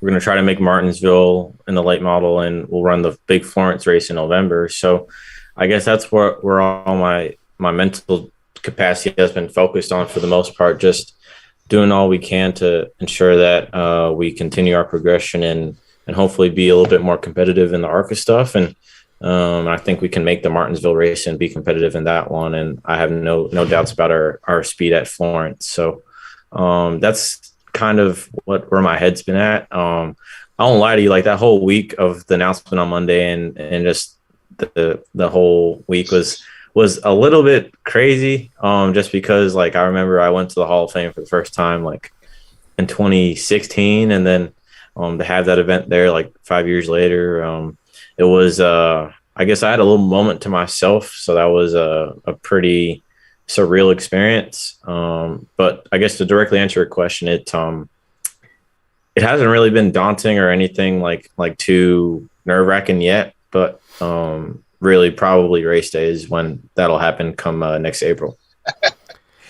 Rajah, I want to ask you, I know family is big for you and your family's always been there to support you during your racing dreams. So I got to ask, what was it like? Obviously you said that this week, these past few weeks when it was announced was big, but obviously behind the scenes, you had to know before it was publicly announced that like, wow, this happened. What was it like when you called the folks back home and you got to tell them it's official, I'm an Xfinity Series driver? I mean, I think, Danny, it's it wasn't entirely like that, just because it's really just a team of Dad and I that kind of do all the stuff. Whenever people try to reach out to me, I'm like, okay, well, you gotta go through my dad too, because it's 2 of us. So we kind of were I'd known Tommy since he had texted me after Dover and back in May, and kind of that started that relationship and introduced him to Dad, and that kind of got the ball rolling with that. And so Dad obviously filling with Mom and stuff and my little sister. So it wasn't like a whole like moment of, hey Mom, this is happening, but kind of everybody's been supportive and there throughout this entire process. So it was kind of a collective like, all right, this is going to get done. So good job, everybody. All right. And look, I want to speak to that too, because Rajah just brought something up. That was the first time that I ever spoke to him, was after a Dover race that I felt like, and Rajah, I don't want to put words in your mouth here, but I think that's probably one of the most impressive drives of your career so far, was the Dover race, where you were running third behind Josh Berry and Ty Gibbs, who have been winners in the Xfinity Series. And whatever, just the competitive speed. That was such a crazy race. There were right front tires getting blown everywhere. And that's eventually what happened to Rajah. It kind of got taken out of that race for no fault of his own, having just a terrific run. And, being 34 years old and having been in this for a long time, I just really felt for Rajah in that moment because you could kind of tell the way the race was building up. I'm sure, Rajah, you felt like you had a chance to win the race. And then to have it kind of taken away, no fault to your own. Watching that as we were getting ready to race the next day, I just really felt for you. And Brad Perez, as you guys know, is the tire specialist on our team in the Xfinity Series, has also run in the ARCA Series. And he had a relationship with Rajah, and I just asked for his number because I wanted to reach out to him and just tell him, keep your head up. Like, really, really just trying to be polite because I just know how heartbreaking that must have been in that moment. I love that. I love stories of like that feels very old school where like a driver goes out in a race and puts on a show, turns heads, and like gets a phone call. Like that seems really like something out of a movie, out of a Hollywood script. That's pretty awesome to see guys go out and earn those types of opportunities. I want to ask you this also, Rajah. I know we're talking about Xfinity stuff, but I heard you're also going full-time ARCA racing next year as well. Like the Xfinity starts are great as well, but it sounds like you're going to have a lot of races on your plate next year. I know you're still focused on this year, but looking ahead to that, are you going to approach that season any differently? It feels like it's a really big step, not to put any extra pressure on you, but it feels like it's a really big step in your overall career. Yeah, Eric, like in addition to the full ARCA stuff, I'm also looking at with whatever sponsor dollars we have left over to see what truck stuff I can do, just because like we're hopefully going to get to do like 5 with Tommy and Caesar, and not wanting to go over that to allow me to be eligible for Rookie of the Year in 23. So I think like I'll have a pretty full plate next year. And I think the part where I've been kind of lacking over the last, 6-7 months is that everybody that I'm racing against is in the car almost every weekend. Like Ty's running Xfinity stuff, Sammy Smith, Corey Heim, Daniel Dye, they're running supers and pro late models like almost every weekend, right? And between from Dover to Southern National was a month, from Southern National to Iowa was over a month, from Iowa to Milwaukee was a month, and so from Pensacola to Nashville was 2 months. So in addition to having like twin 40 late model races sprinkled in between there, that kind of was where I felt like I needed to improve upon as a driver, just because like I'm not going to get better when I'm not in the race car. Like, being present at the shop and working on myself physically, like that's one thing, but the only way I'm going to get better is being in the car. So for next year, it's going to be, I think, very beneficial to me to be not only doing the full ARCA season and getting my first try at plate tracks, first tries at road courses in a stock car, right, and get more experience on 1.5 miles, but to just get more accustomed to this, because I've not even run, I don't think, 50 total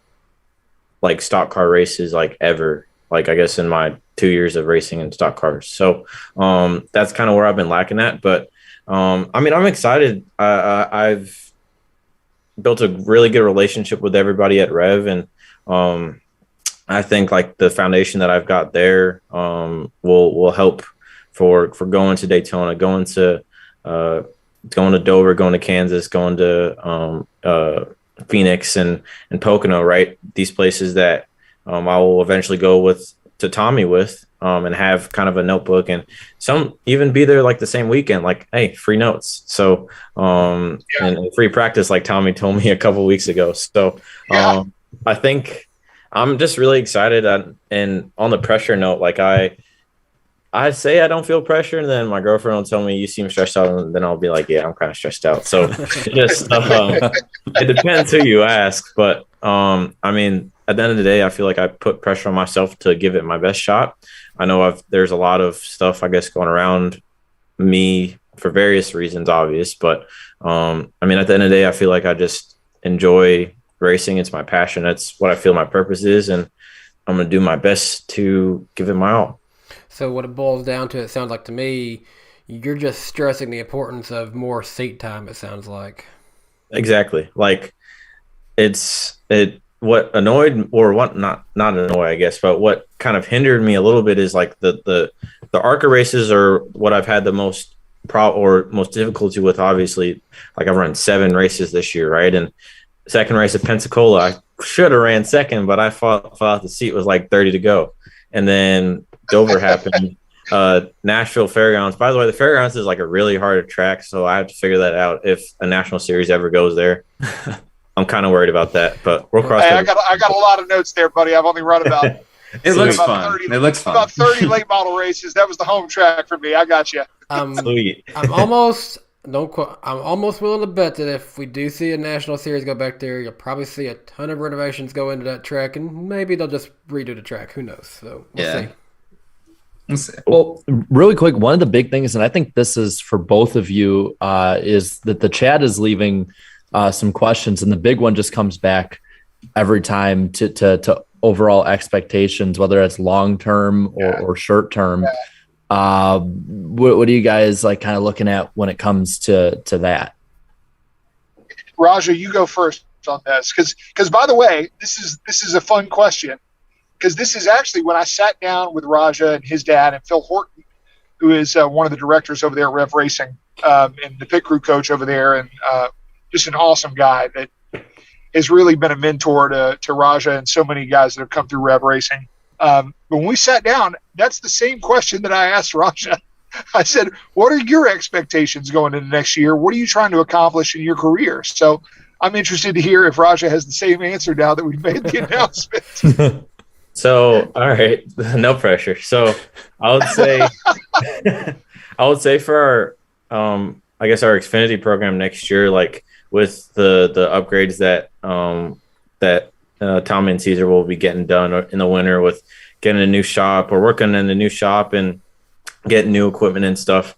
Personally, like especially if we can get this rookie test down, like I feel like especially towards in my second or third race, like I feel like I could be top 20, top 15 speed wise, anything, and probably a little bit better.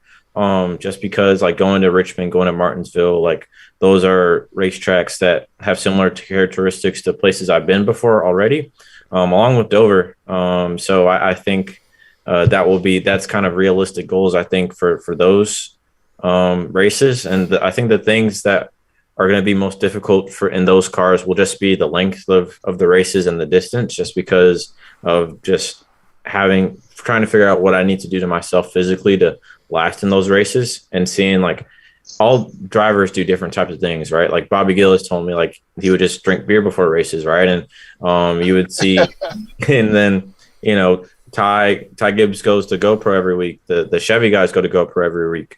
Will Rogers and Nick Sanchez, ride bikes like 3 times a week. So there's a lot of different methods getting to the same point of lasting in the race car. So I think that'll be the thing that I struggle with probably next year. And I think with the ARCA stuff, like especially having this first year under my belt, I feel like I could be competitive and be in contention to win races. I believe we will be competing for like a full points championship too. We didn't do the dirt races this year, but we'll see if we do that next year. That's kind of my goals for the ARCA stuff as well. Sweet deal. I guess my final question is, Bubba Wallace has been a mentor of yours for quite some time. I mean, has there been any talks with him about, maybe running in the same Xfinity Series races you'll be running in perhaps next year? So I think so he ran that race for Shiggy because Austin wanted to be at Gateway, I know. So I think I haven't asked him about what races, if he's doing any next year, but we were texting like the day of, and he said we'll talk more like if you guys get that rookie test down, and then when it gets closer to Martinsville and Richmond next April. So yeah, that's really been all the conversation like that. Like I'm appreciative of how helpful he's been to me. I mean, that's my man. So I feel really appreciative to have that relationship with him. I'd say we accidentally skipped over it, but I wanted to hear Tommy say if Rajah got his expectations right the second time. Yeah, what you think for next year? Well, look, as the guy that's out here doing this every week, and I talked to Rajah about this and his dad and everybody, like it's really hard out here. I mean, it's really hard. Like I've got over 100 something starts in the Xfinity Series alone. And I'm racing against people every week in my part of the field. I'm racing against Brett Moffitt, who's a Truck Series champion. I'm racing against Jordan Anderson, who's put together a great program with his car. And I'm racing against Josh Williams, who's won races in the ARCA Series, and Alex LeBay, who's a Canadian Series champion, and Jeremy Clements and Brandon Brown and Ryan Steek, who have all made the playoffs in the Xfinity Series.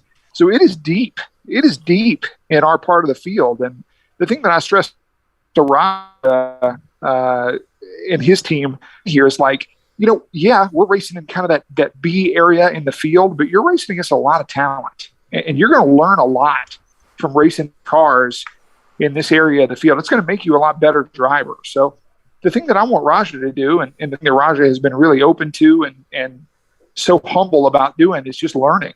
I mean, that's it. I don't really have expectations from like a positional standpoint, right? I mean, I think realistically our car is in the top 20 cars on the grid. I feel really good about the program that we built here, and we want to try to move that forward a little bit next year. But really, as far as Rajah goes, I just want him to make all the laps, finish the races. If he does that, he's probably going to be in contention for top 20s and top 15s, because I really think the ARCA program next year is going to make him so much better. Just being in the car each and every week, like he talked about, having a chance to learn each and every week, go to some of these same tracks that we're going to on the Xfinity schedule, and partnering that with the races that we're going to do. By the time he gets in the Xfinity car, he's going to feel a lot more comfortable.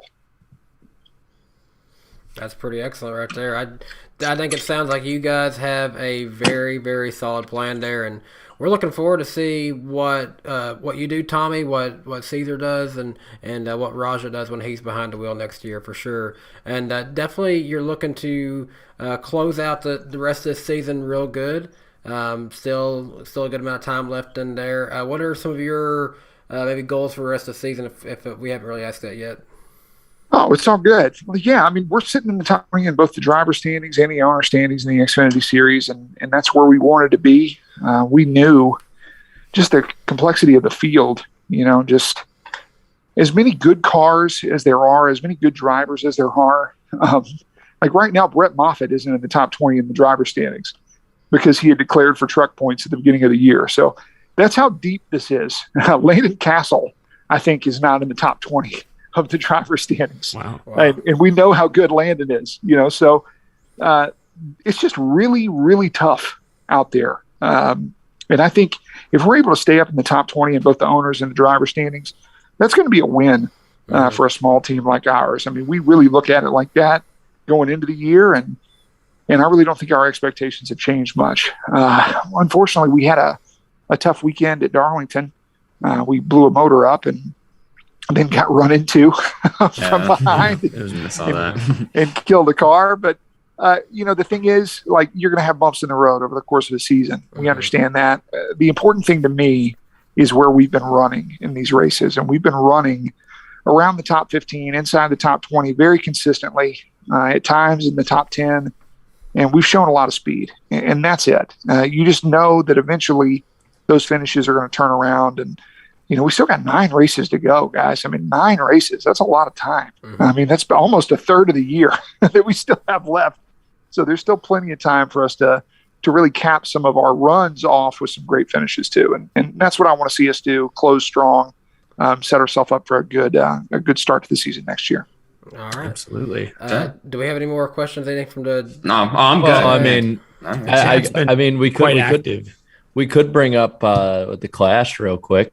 Oh, yeah. I'm going to get Tommy's thoughts on the Clash really quick, I guess. We got Tommy Joe on video. Oh there we go, finally. He's going face cam for this one. He got on just for this. Okay, there it is. Jeez Louise. All right, we got to go on. I couldn't get my computer working. We're good now. That's good. But before you head out, Tommy, just your really quick thoughts on the Clash being in LA perhaps next year. You guys are picking on me because I said something on Twitter. Well, no. Here's the thing. You're an Xfinity Series owner. You don't have a horse in that race, so you can say what you want on that. Yeah, exactly. Well, you guys are absolutely right, and that's probably why I should just shut the hell up about the whole thing. To be honest. What I think about in these kind of situations, and I guess the reason that I spoke out about it is, number one, that LA market, we already have a race there in Fontana. It's there. That's becoming a short track. And now it's going to be a short track. We're going to reconfigure it. We're going to do whatever to it. But what I immediately thought of is, as a team owner, if you told me, okay, man, congratulations, you made the Clash. I'm thinking, cool, I get to spend another week down in Daytona. I was already going there anyway. That's nice. But now, instead, you're going to make me drive all the way to Los Angeles and back a week and a half before the Daytona 500, and that sucks. I mean, that does suck. And I hope it's a smash event. I hope it's awesome. I hope everything goes off without a hitch, and I am completely wrong about this. But from an ownership standpoint, I look at that and go, well, are you going to pay me more money? Because now you're going to make me drive 72 hours round trip to go do this. Because it is literally, you can look it up on your phone right now, Charlotte, North Carolina, all the way to Los Angeles. I believe you. I'll take your word for it. I looked it up for my video the other day. I looked it up and I was like, it was that much. and the tweet that I sent out basically said, okay, I'm comparing it to kind of an older version of the schedule, right? 1992. To put this in perspective, guys, and check my math on this, we could run Bristol twice, Martinsville twice, Charlotte twice, Talladega twice, Daytona twice, and there was another one that I threw in there, Darlington twice, and I think Richmond twice, and still be less than one trip to LA. Yeah.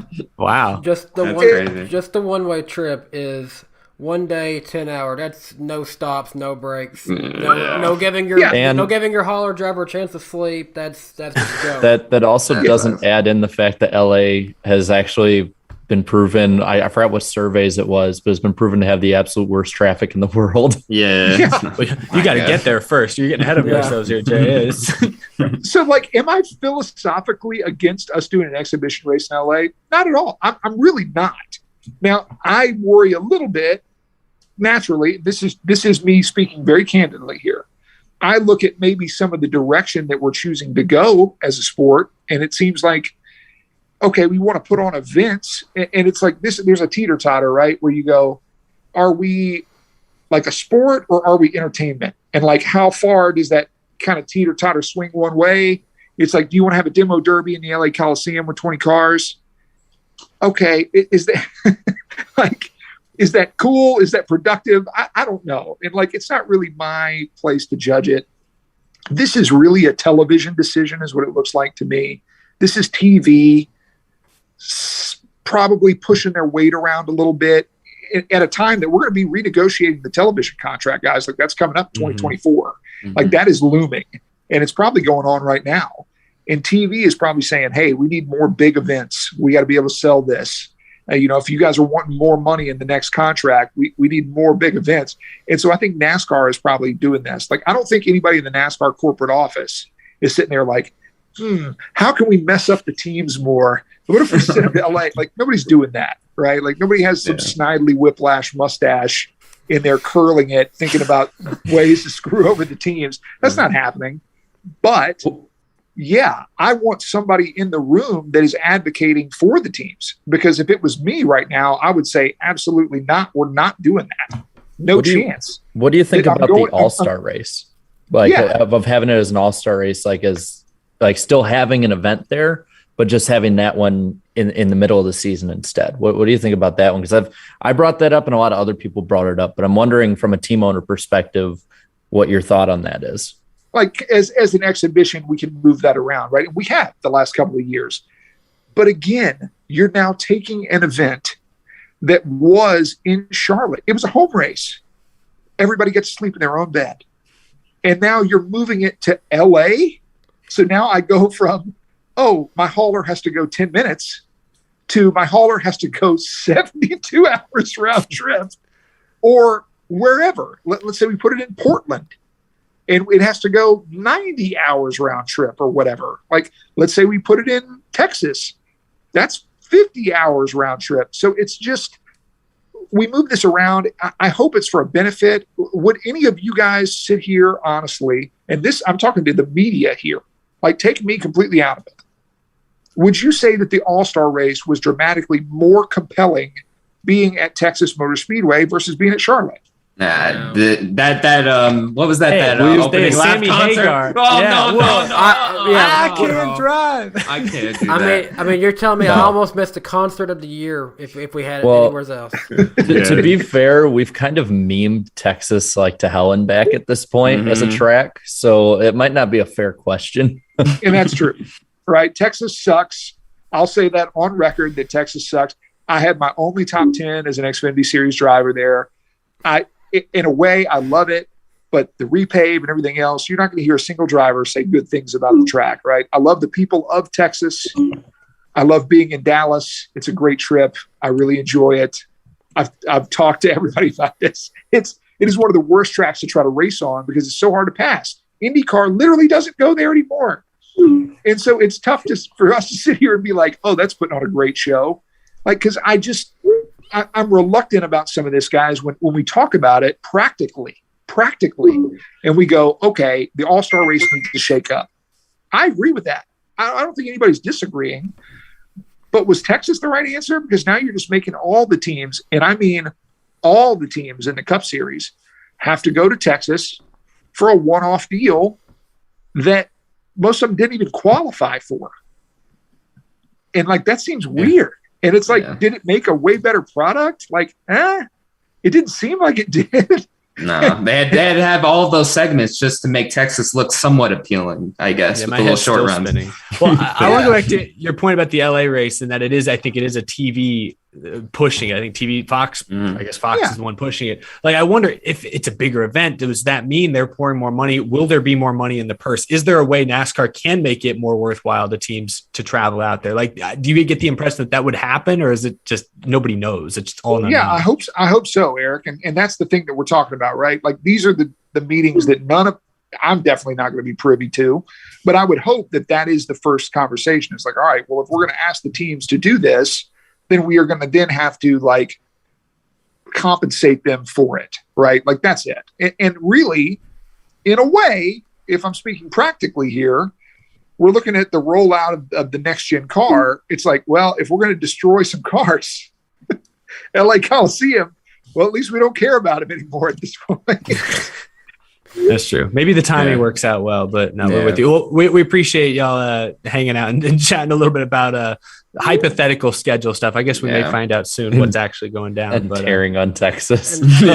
Before you go, let me ask you, apparently we're going to St. Louis, which I love. Can't wait for that. Gateway is going to be awesome. Yeah, for sure. That's great. So we're replacing a Pocono race with a Gateway race. I think that's going to be basically thumbs up from everybody. Yeah. Rajah, you don't look too impressed. Do you not have great memories of Gateway? Or I'm just no commenting on this. I'm just no commenting. Just staying safe. Yeah, just staying safe. You've already trained in the PR department.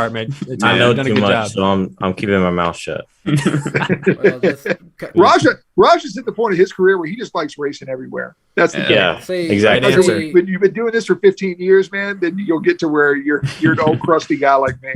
Where you can be picky. Rajah saw what happened to everyone's favorite guy, Kyle Busch, this week, and he ain't ready for that yet. So. Yeah. That's a little too much. A little too much right now. Hey, and as the team owner, I'm not ready for that either. Let's not get fined. Everybody get fined. Yeah. No. Year one. No sound bites here. Awesome. All right. Well, guys, we appreciate y'all for giving us the time. We're looking forward to see Alpha Prime racing next year. Is it Alpha Prime Racing or Motorsports? I keep getting the name mixed up. So. Alpha Prime Racing, APR. Okay. That sounds like a cool name. Alpha Prime, baby. Alpha Prime. Yeah, I like it. Rolls off the tongue. Rajah, are you wearing the shirt right now? Rajah, it looks nice. Love it. Okay. Yeah. Love the logo too. You know he's going to be ready to represent you. I should have broke mine out. Rajah's going to be hanging out with us in Richmond this weekend. We're excited to have him. We're going to have Alpha Prime on the car this weekend. Caesar wanted to step up and sponsor a couple of the races that we had open this year coming down the stretch. So we're looking forward to having Rajah with us. Officially, Rajah is going to be with us for the first time. I need to swing by Alpha Prime. I was looking at the actual Alpha Prime business website. They actually sell some pretty cool fishing apparel. And I'm a big fisherman on the side, so I gotta get some of that Alpha Prime gear. Yes, Danny. This is the stuff we like to hear. Danny with the fishing all the time, of course. Speaking his language. Yeah. Well, guys, it was good having you on. Appreciate y'all, and good luck for next year. Yeah. Where can people find you at? Thank you, fellas. Really appreciate it. Thanks, guys. Yep. Yeah. Good deal. See you guys. Later. And you guys can follow them on Twitter. Rajah Caruth's on Twitter. Tommy Joe Martin's on Twitter. And you can, of course, follow Alpha Prime Racing. They're still at Team Martins on Twitter, but maybe it'll be able to get that changed up in the future. But right now, Alpha Prime Racing is there at Team Martins. Hey, shout out to Tommy Joe for keeping it real, though. Like, I mean, obviously, Rajah's coming up in his career. He's not going to say a whole lot, but, Tommy, at this point, he don't care. So. I just love Texas sucks. I want to break out the Sandy Cheeks meme. Don't you dare take the name of Texas in vain. I want to see that. I want to see you photoshopped in Sandy's place now. I love the state. The track, I love the state. And as we see an aquarium in the chat now. Yeah, all the fishes. Yeah, all the fishes. Spam some fish in the chat for Danny. Hey, it's my birthday. There's a lot there. It's my birthday. I can talk about fish if I want to. There we go. That's what I'm saying. Yeah, there you go. Exactly. Someone's got to catch all these fish. There's too many of them in the chat. Oh gosh. Okay. All right. So, Dan, what's next on tap in the itinerary? Okay, we got the light. We got quite a few things to go over, so we got to get to more bonus show coming your way. Yeah. That interview right there was brought to you by our friends over at Lionel Racing. And as we pull out our diecast of the week, guys, you can order your new 2021 diecast of your favorite NASCAR driver now at LionelRacing.com or any other authorized Lionel retailer. I've got a great guy down the road from me, JP's NASCAR. You can get any Lionel Racing diecast from him. And don't miss Lionel Racing's awesome NASCAR Authentics lineup. You can get those at Walmart, Target, and other great retailers. Guys, what kind of diecast have you guys got this week? I've got Mr. $50,000 himself, Kyle Busch, the 2019 Miami win right here, rocking the custom flag. I like how we all had him facing the same direction with the same number, and Danny had it the opposite direction with the opposite number. Like we all got Dale because he's coming back to race on. No, this is technically Tony. This is Tony. That's Dale owned. Yeah, anything with an 8 is Dale to me. If I look at that, I'm going to say Dale. So. Yeah, pretty much. What we got?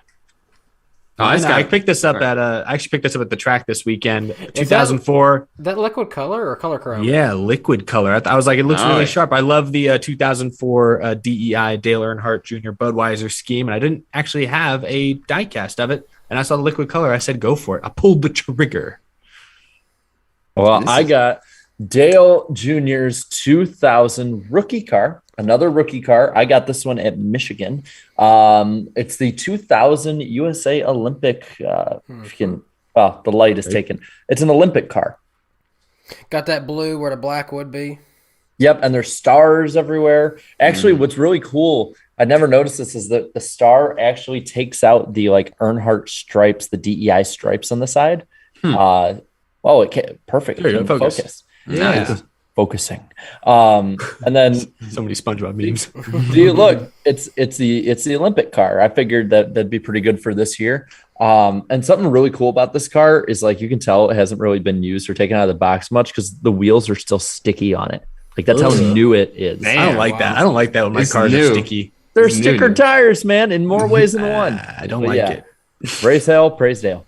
But yeah, no, this is Tony Stewart's DEI scheme from 2006 Busch Series race at Charlotte. I don't even think he finished the race, but hey, it's still a cool scheme though. So. Also, I just realized the car I'm holding in my hand, Jarrett, this is the one that me and you literally stared at for an hour after the race, just admiring them taking this car apart. And then I ended up driving you back to where you guys were staying because everyone else forgot about you. Yeah, because I was like, we'll be in the infield. I'm like, hey, where y'all at? Oh, yeah, we're driving home. We're at home. I got hungry. I remember getting hungry. I was like, hey, and you know what? I got back at y'all that night because y'all had to go and get me Wendy's. And we'll just leave it at that. Yeah, I saw Sloppy Joe in the chat earlier. Was that the race that he lost his wallet in the safer barrier? No, that was Bristol. That was Bristol. Oh, that was Bristol. I thought that was Miami. Never mind. Same year. Mm-hmm. That's crazy that he dropped it and then found it the next day. That's good stuff. It survived the whole race. Imagine somebody crashed into his wallet in between races or during the race. But yeah, guys, you can pre-order your favorite NASCAR diecast from Lionel Racing and add to your collection. I don't know if our boy Tommy Joe has any diecast available with them yet, but if they do, go check it out and order one. Yeah, sounds good. Okay. All right. Next up, we finally made it. We're an hour 40 in, and we have made it to... I get Jared and Darian's favorite segment. It's the lightning round on the NASCAR Weekly Podcast. I have the audio sound. I didn't hear a damn word of that. Oh my goodness! What do we have on tap for today? Well, I got struck by lightning, but Corey LaJoy says that there actually might be single-digit second stops in 2022. Whoa. Ricky Stenhouse Jr. is expected to be with JTG in 2022 as the only car next year, according to Bob Pockrass. And Front Row confirms they will run in Cup in 2022, according to NBC Sports. So they're not selling. Yeah, Completely. Good. They didn't say full-time. Yeah, true. I mean, hey, they could just be running the super speedways, maybe. I don't know. We'll see. This past weekend's truck race was actually the first scheduled truck race in a weekend that was scheduled to be longer than the Xfinity race that raced at the same track on the same weekend ever, according to Racing Reference, as well as r/NASCAR. So we saw history this weekend at Darlington, and Eric, you witnessed it in person. History. Yeah, it was weird. It was like 7 laps longer. I didn't understand it. Mm-hmm. I'm cool with it, though. I'm cool with the triple header there. I mean, you can move the Canada race wherever you want. Yeah. Monster Energy is to keep about the same amount of money into Kurt Busch's sponsorship at 2311 that they currently have. Industry insiders estimate this to be about $10 million. That is a stern bomb there. Mm-hmm. And then NASCAR and Brandon Marshall have finalized an official partnership around the I Am Athlete series, a 16-part new show airing on YouTube this fall centered around NASCAR, according to Adam Stern. But you could have heard that last week somewhat. We brought up pieces of it because we got to see them at Daytona. And that was pretty badass. Speaking of YouTube, Mr. Beast played tag in his most recent video, and he was in the Bristol Motor Speedway. That's so cool. I read that right. I said that right. That wasn't just like a Mad Libs deal. It's a real thing. And at one point, it was the #1 trending video in the world. It had like 30 million views in 2 days. That's crazy. I think this is like the second giant YouTuber who has privately rented out Bristol this year. Because I think Dude Perfect also had a big event there earlier this year. Yeah, they like sold tickets and everything. And I think I saw something that like Cletus McFarland, who's a big YouTuber, he's actually teasing a NASCAR event soon, and I think Bristol was like something that was on there. And I may be nowhere near the size of anyone we just mentioned, but today on Out of the Groove, Bristol Motor Speedway actually sponsored the episode, so go get your tickets for the night race in a week and a half. Bristol's going all out. They're all in on YouTube. It's pretty exciting. I'm going to check the Mr. Beast video right now and see where they are, if they're still in. They're not on trending. They were #5 trending today earlier. So I think YouTube manually removed it from trending, I think. Still 30 million views at least. That's awesome. Yeah. So that's pretty cool. And then, this news, just bon appetit. Chris Hacker will drive for Nice for 2 races this season. Bone apple teeth. Yeah, bro, I always make sure I always mess up and say bone apple teeth too all the time too. But yeah, hey, shout out to Chris though. That's awesome. Eric's losing it because he tweets that like every day. Biscuits and gravy. The stuff with the Denny drama was going on, and then like right in the middle. I was like, it's just amidst all the freaking chaos that went on NASCAR Twitter that night. He just posts his bone apple teeth. But no, dude, man. That race he ran at Gateway, he did lose power steering, but from what I heard, I mean, he was running amongst like the top 15, top 20 trucks with no power steering, multiple laps down. So there's some potential here, perhaps. So hey, props to him for getting his opportunity. Yep. Beard Oil Motorsports will attempt the 2022 Daytona 500 as well as other super speedways. This is combined reporting from Adam Stern and Bob Pockrass. They will attempt it, but their number almost wouldn't even be on the car. It's sliding right off that damn thing. Let's see. Many teams this weekend are going to be running commemorative schemes to honor those who passed on 9/11. Is Kyle Busch confirmed yet or not? They haven't said anything. They should, though. Let's be real. But yeah, this Saturday, actually, with both the races, will be the 20-year anniversary. That's crazy. I saw a Bell's DeWalt car with some red and white and blue stars. Looks really, really nice. Yeah, that was good. I saw Eric Jones has a really good one. There's I think Junior's car is a commemorative one too. Oh, I gotta see it. That's exciting. That wouldn't surprise me.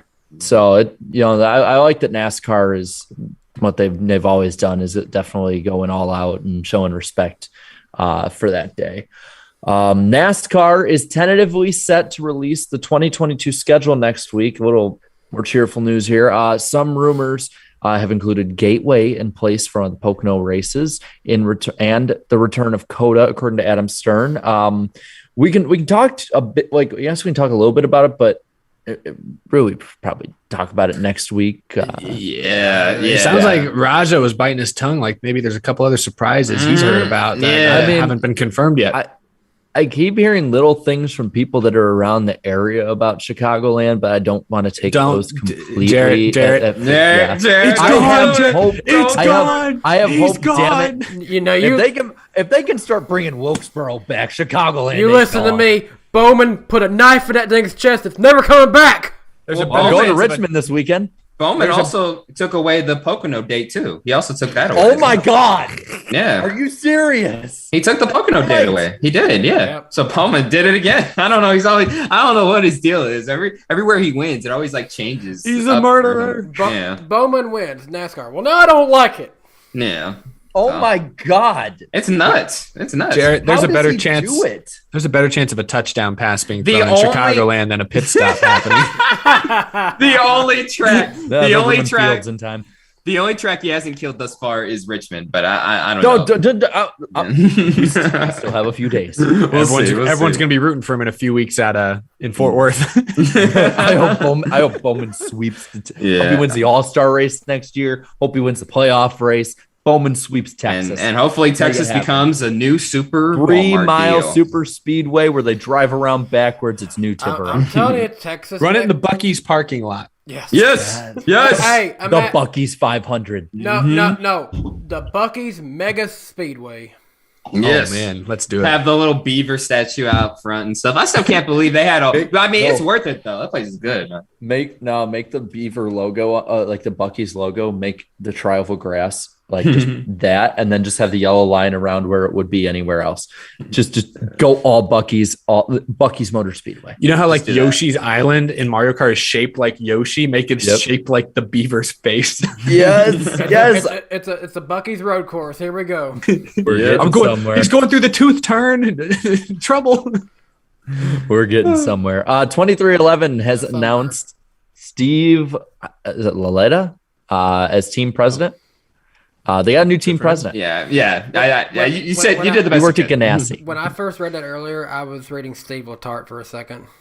So many Steves in NASCAR, man. There is. Okay, Steve-o. But I was thinking more Arthur. Steve from Blue's Clues. But that was the lightning round.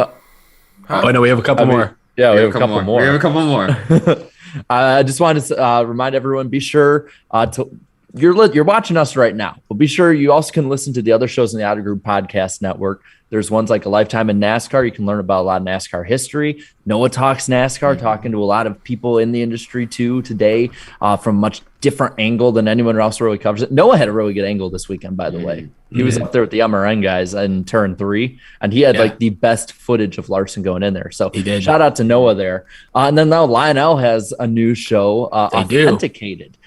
Which is about kind of the intricacies and lifestyles of collectors, what you need to know as a collector, which, I mean, this is part of my addiction. So I that's something I definitely will be listening a lot to and have.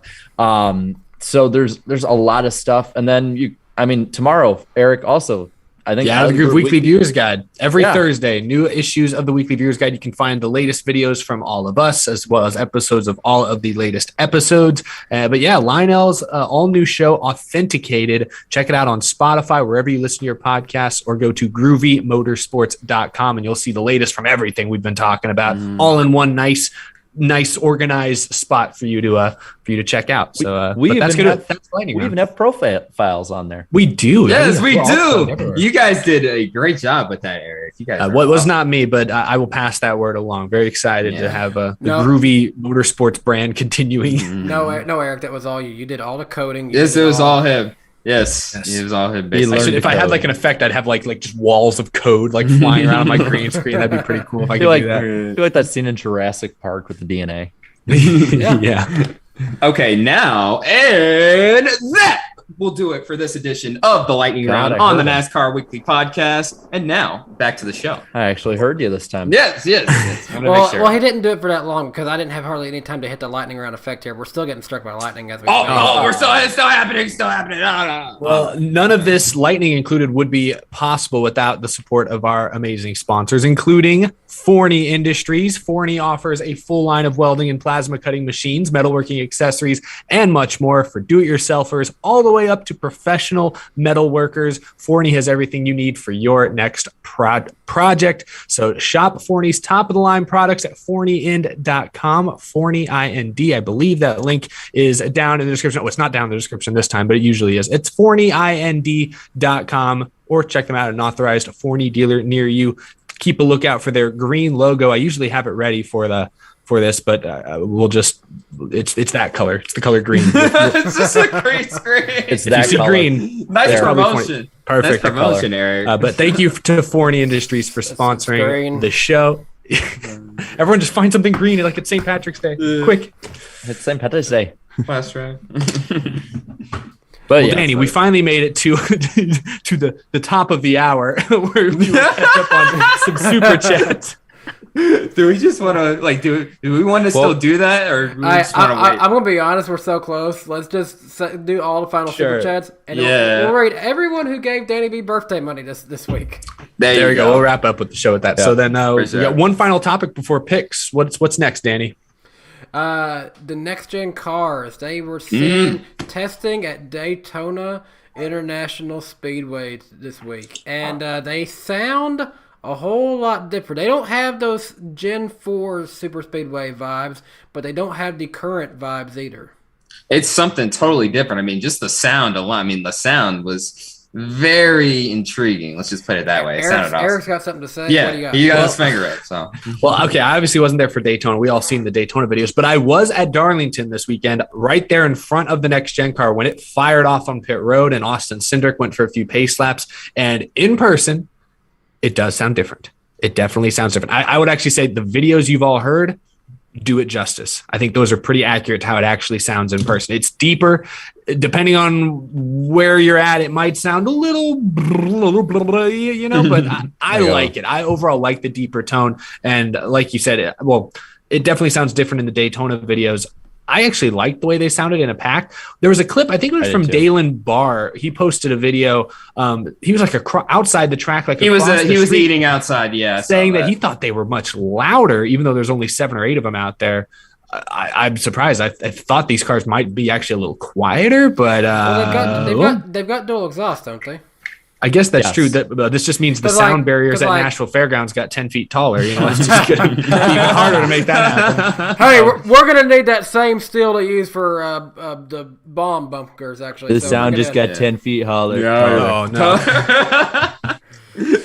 Sound barrier got 10 feet taller.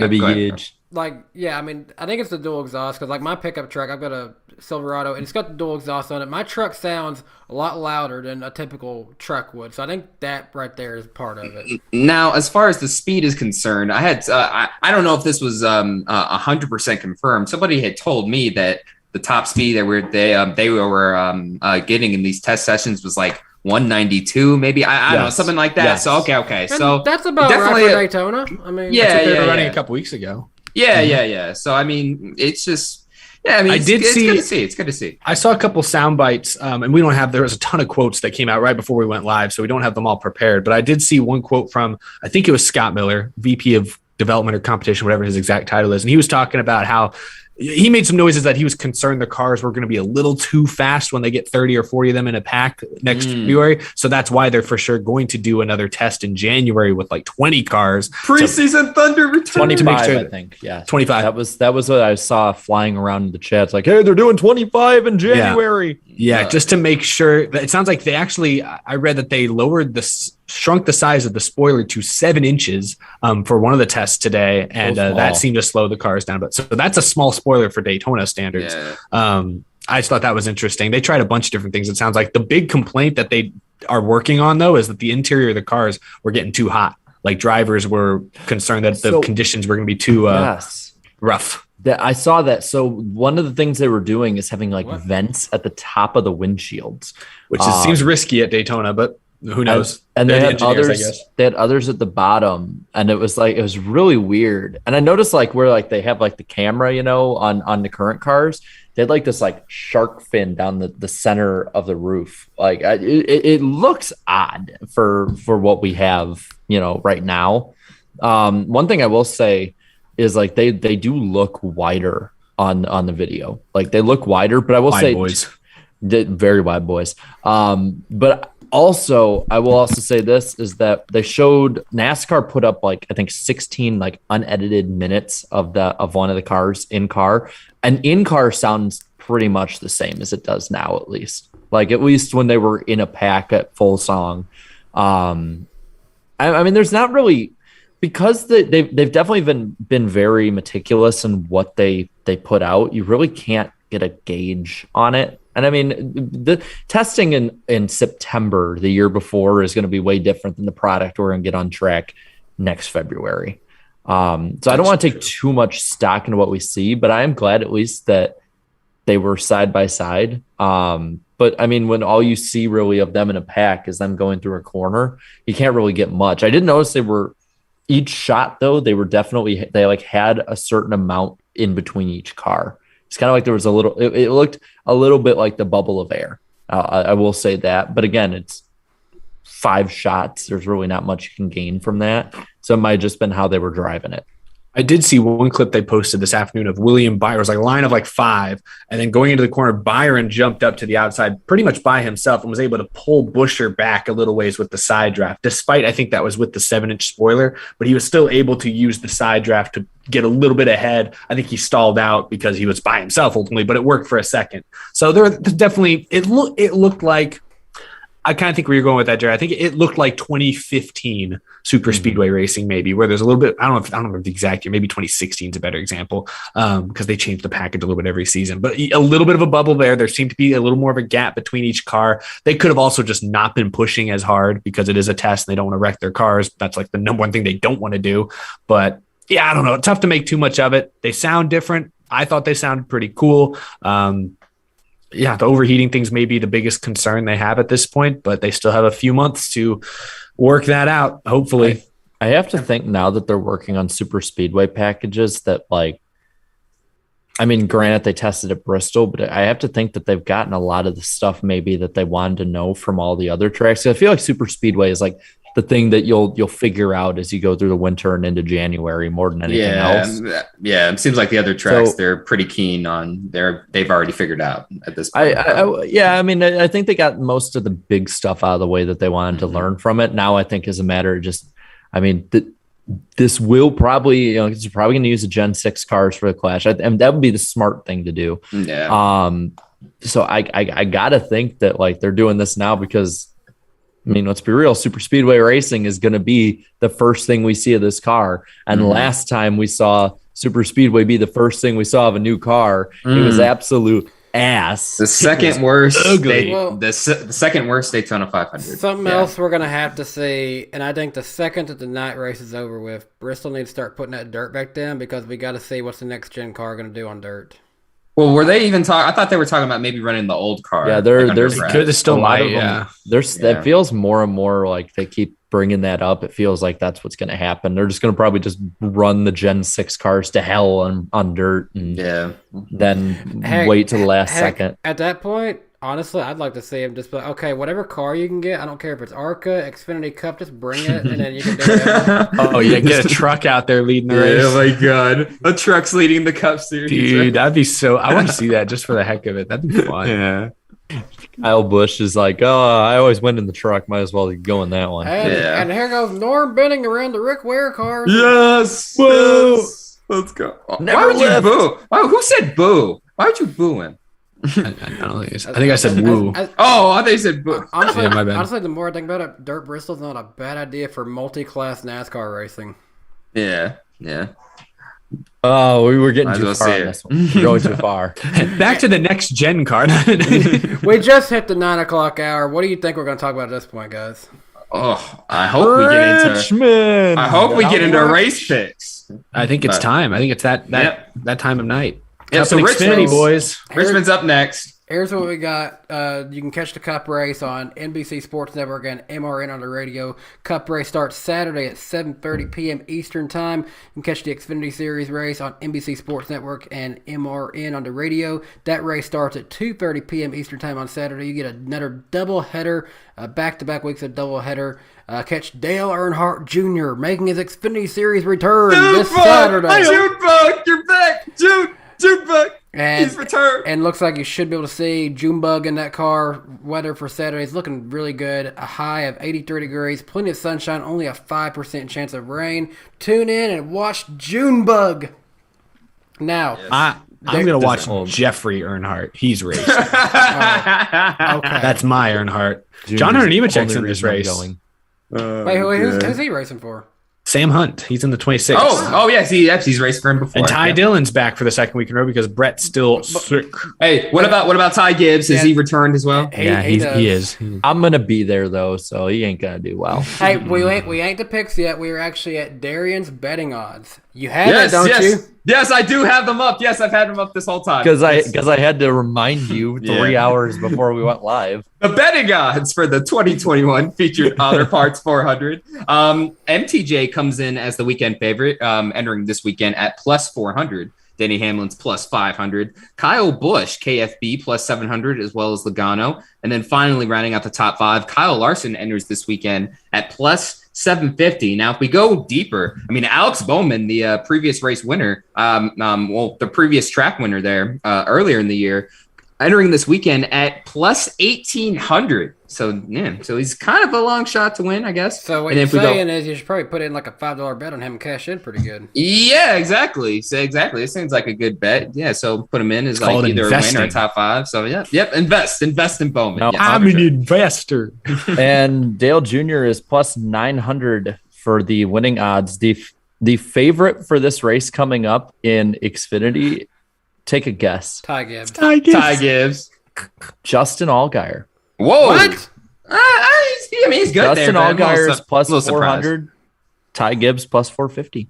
Okay, well, he's close. He's right there. And then a good long shot. Josh Berry is plus 1,500. Oh, we have put some money on him. Put some money on him immediately. Yeah, get yourself a payday. Sam Meyer is plus 4,000. And that's about. I mean. The longest long shot is David Starr. He's plus 100,000. I don't know for the Cup race. I don't know if he's bringing that same speed he had here last year, but Austin Dillon is plus 5,000 right now. Yeah, that's another dark horse one to put on. He's almost at 9,000. 9,000. But yes, those are the betting odds for sure. I love in the chat. They're like. Eric's face went from happy to so confused. Yeah, because he was like, why isn't Ty Gibbs the favorite? And he was like, yeah. All right. Now I'm grumpy. Doesn't make any sense. We got one more thing here before we get to Super Chats tonight. We should probably get to it. All right, let's do it. So we getting into the picks now? So who's winning the Xfinity race? Are we just picking Tommy Joe Martins for our guest pick? We probably honestly, I don't know. But real quick, I'm leading.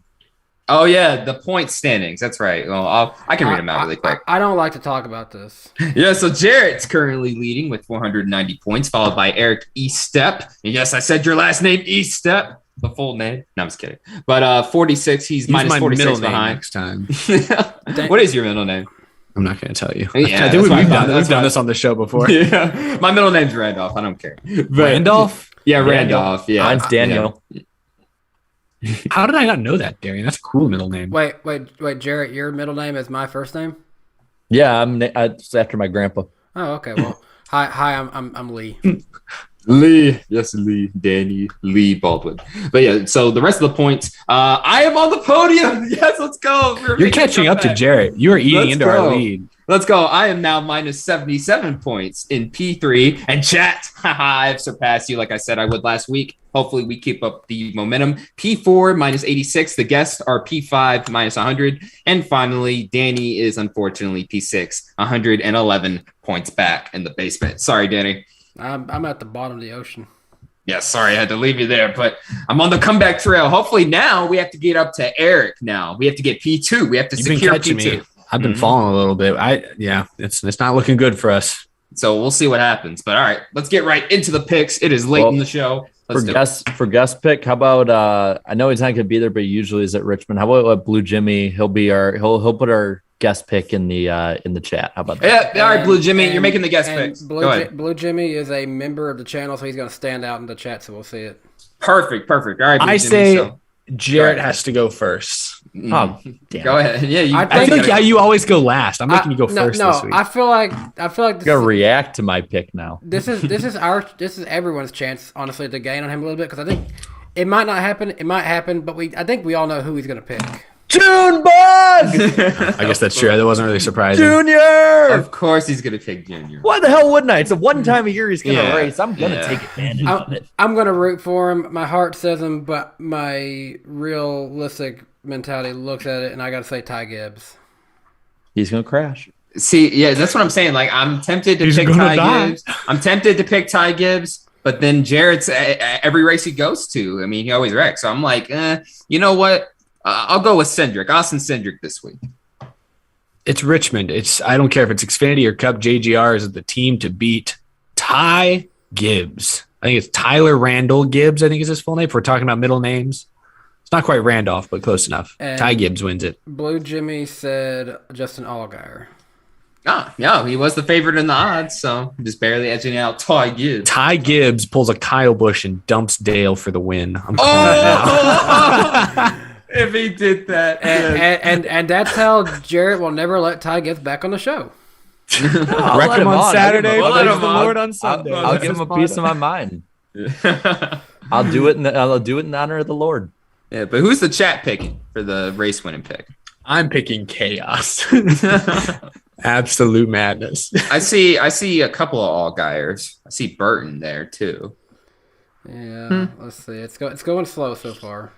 Obama. That's an interesting one. World War III. World War III. That's a good pick. Jesus. I wouldn't be saying that on September 11th, guys. I think it's Allgaier. Yeah, probably it's looking like Allgaier right now. Yeah, I think it's JA. Yep. I guess Vegas must not be that crazy if the chat's buying into it as well. I guess not. Yeah, I guess not. I mean, that's all I see is Allgaier. So, all right, Justin Allgaier it is, I guess. Dang, there it goes. I just really didn't see much even happen in the chat. So there's some juniors and eights. Oh, and finally I see some Gibbs and some Dale. Someone said Eric's mom. Okay, that's interesting. That's uncalled for. Yeah. Well, they're picking her to win. I take that as a compliment. Yeah. Let's see. But she's not winning. No. She's had a bad car the last few weeks. It looks like it's chief suspended. 8. Yeah. So we saying Allgaier? I was giving him Allgaier. I haven't seen him. Let's give him Allgaier. Yeah. They called me a madman. Let's give him Allgaier. All right. Okay. So now for the cup picks. Who's gonna suck? Oh shit! That's right. I'm first. I'm gonna go this guy. Even though this guy came back, did pretty well this past week. He's been struggling a bit at Richmond in recent races. I'm gonna go Kurt Busch. And I figure we'll stick with playoff drivers again, like we did last time. Yeah, that's an interesting one. I hadn't really thought about this. Actually, I wasn't going next. I think Danny was next, or maybe Darian. I think I was. I don't know. Go ahead, Danny. Go ahead. Wait. If y'all can't remember when you're going, why the hell do I go? Because you're the leader. I'm after Jarrett. I'm gonna say Reddick on this one. Ooh. I'm going to go. You know what? He didn't really have a particularly good race early on in the season. I mean, he's already going to lock himself into the playoffs anyways. And a sucky race for this guy is like a top 10 nowadays. So Kyle Larson, I'll say, is going to suck. So it's actually not a bad suck pick. I thought about that, but even though this guy is he's been decent at this track in the past, been good here in the past. He's usually good at 750 ovals, but I just don't feel it right now. Brad Keselowski lost this race. He's going to suck. We didn't catch a break, Paul. You catch a break, Paul. Or whoever his crew chief is now. I can't remember. Jeremy. Jeremy. Williams. Doesn't really roll off the tongue as well. Yeah. I love how in the chat, Barry Boy Blast, chat, you idiots, pick McDowell. Oh, man. All right. So now. I do see a lot of McDowell's. Yeah, honestly. I see a lot of McDowell's. You hit me under yellow. Classic. Who did Blue Jimmy pick? Did he pick anybody? Kevin Harvick. Okay, Harvick. Okay, but yeah, I see a lot of I see a lot of McDowell's in the chat. Blue Jimmy is going to make a lot of our Kevin Harvick haters in the super chats very, very happy. Oh, yes. Just you all wait. That's for sure. All right, so now the next one, the underdogs. Who's your underdog for this weekend's race, Jared? What? The chat pick Kevin Harvick? Oh, we just give McDowell. Oh, yeah, I just gave him McDowell. And by the way, my cussing abstinence ended a while ago. By the way, yeah, the chat is pretty obvious. It's McDowell. Yeah. All right. Mickey D. Mine, are we sticking with playoff drivers for this or no? I don't have to. Yeah, you just pick whoever. I don't know. I'm going Austin Dillon on this one. Had a lot of speed last year and has been off this year, so Austin Dillon's my pick. I'm going with the guy starting in front of him, Chris Buescher, actually. I will go with Tyler Reddick. He has to have a good, solid points day to move up. So, yeah, Tyler Reddick. I'm going to go with Chris Bell. I think JGR. I'm on the JGR hype train up to this point. Sounds weird calling him Chris Bell. Yeah, I was like, Chris Bell. I'm like, oh, yeah, Christopher Bell. Course. Let's see. The chat looks like, I see Christopher Bell automatically popping up in a few. Oh, wow. I do see a lot of Bells. Yeah. Immediately. I didn't think that would be a popular pick. Blue Jimmy, did you put yours in? Yeah, I don't see his. The chat goes a while, so. Yeah. The chat is Bell or Almirola, but I think it's Bell. Yeah, it's looking like. I did not expect that. Well, Almirola looks like the same person. Mostly Bell, it looks like. We don't really need one for Blue Jimmy on this one anyway, so. Oh, he says Eric Almirola. Oh, okay. Almirola. Nice. All right, now the points are really on the line. I haven't decided who's going to win yet. Wait, who'd the chat pick? Was it Almirola or Bell? Bell. Yeah, it's Bell. It was close on Almirola, but it's Bell. Okay, guys. Now we're at that point in the picks. Who's going to win? Who's going to win at Richmond? Jarrett, the floor is yours. All right. I think that we've seen like a next step up this year with this guy. I think he's going to get 2 in a row. Son of a bitch. I'm going to make Eric angry for the 3rd straight week. I'm going Denny Hamlin. I think he's going to win at home. I just made a video, and it was partly about how he didn't win at home. So I'm going to take all the bad luck away from him, and he'll win this week. How am I supposed to make up points if you always pick my guy? I don't know. Great minds think alike. He had that 1-1 earlier this year, honestly. He did. Yeah, he did. So I'm going to go Denny. I think Denny's going to win 2 in a row, and he's going to make up some playoff points and maybe be on his way to proving me wrong in my playoff picks. Yeah. I'm going to go. Oh, yeah. Go ahead. My bad. It's not my turn yet. Sorry. I had Hamlin as my winner in my playoff predictions video, but heck, I'm going to ride with the cool betting odds. I'm going to say Bowman. Get another one. I'm going to go with MTJ out of the betting odds. He is the clear favorite at the moment. And I don't know. It's just we haven't seen like much of him really since that 3rd win of the season earlier in the year. So, he has remained consistent somewhat, but, it's playoff time. These teams eventually, catch on. Some do, some don't. And I think his team will. So, MTJ. I'm going to stick with JGR as well. I'll go with my second pick. agree with you, Darian, and with the chat. Apparently, Martin Truex Jr. He had the maybe the best car at the end of the Darlington race. Just didn't have the track position. I think they'll ride some of that momentum into Richmond. Yeah, and it looks like the chat's definitely going with 19 MTJ. Oh, there you go. What's Blue Jimmy got? Bowman. Wow. Okay. You've corrupted him, Danny. Well, got another Bowman thing. No, listen to his name, Blue Jimmy 48. So it makes sense. Never mind. Yeah, he's been corrupted. He's been corrupted. We lost him a long time ago. He's been corrupted for years, basically. All right. Well, all right. I can't believe I'm the only one. Did y'all did some of you not pick Denny just because I picked him? Oh, no. Me. I was just I was pretty close. I was definitely leaning Hamlin. I thought you were going to go with somebody else. I was like, he's probably not going to go Hamlin. I was going to pick Hamlin, but seeing that you went with him, I was like, okay, I'll go Bowman because I'm so far down at this point. Well, I talked a little bit about Ty Gibbs. I should have brought up that I've seen Denny Hamlin win more than any other driver ever in person. Like I've seen. I'm so sorry. I think the next closest is 3 wins. And I think I've seen Denny win like 6 times. That sounds like hell. I know, like which circle of hell is that? The 11th one. The constant state of watching Hamlin win races and no one else. I like Hamlin, so I don't mind it. We all need to do a video on who. Plus, I win if Hamlin wins. We all need to do a video on who's won every NASCAR race we've been to and see what the tallies are for each person. Yeah. Hey, we can all, or at least 3 of us can check AJ year. Allmendinger off the list. That's like a bucket list right there. Yeah. All of us can. I'm the only one who can probably say I was there for Justin Allgaier's first win. Whoa. Oh, yeah, that's right. That was like 2010, I think. I was at a first win. I saw Carl Edwards' last win. And then you saw saw Texas before it got ruined, too. Well, yes. I saw David Ruderman's second win. Oh yeah, that's a pretty obscure one. I'm gonna wait. I'm gonna wait till the season's over. I'm gonna do that video where I go through and see who else won every race I've been to. I'm trying to think of like weird drivers I've seen. I've seen the first. I saw Casey Kane win Bristol in 2013. That was an odd one. The odd one. The oddest one Jeff Gordon's last win.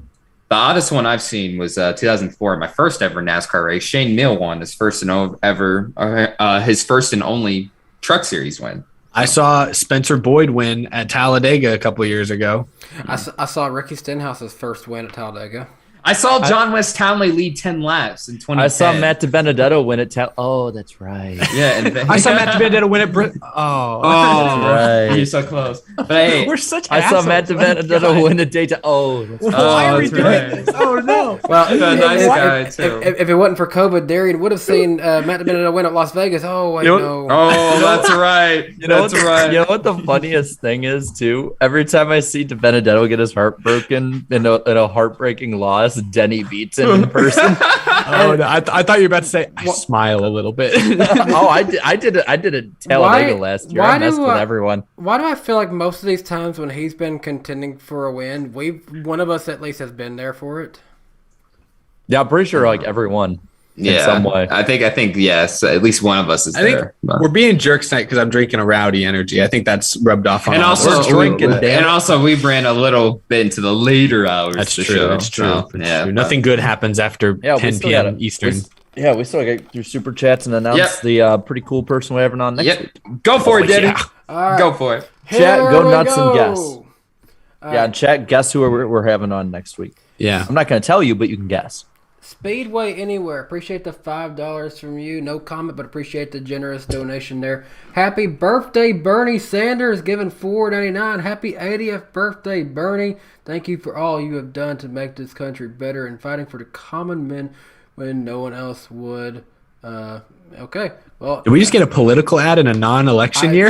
I think so, but I am Bernie Sanders, and I approve this message. I don't care who it is. What? It's Bernie's birthday today, so we'll give it's my birthday tomorrow. So it's against the millionaires and the billionaires. All right, Platinum Paradise 499. Appreciate that. I hope Fox was watching that race because NBC's coverage was the best I've seen in a long time. They treat it like the crown jewel it is.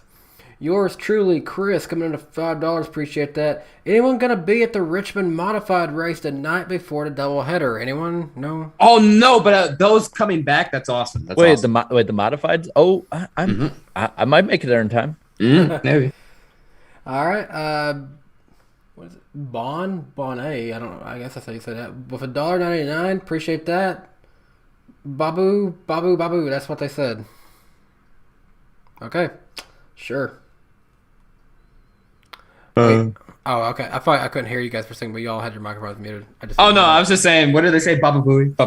I don't know. I lagged out for the last 20 seconds. I was catatonic, so I didn't hear anything that happened. All right.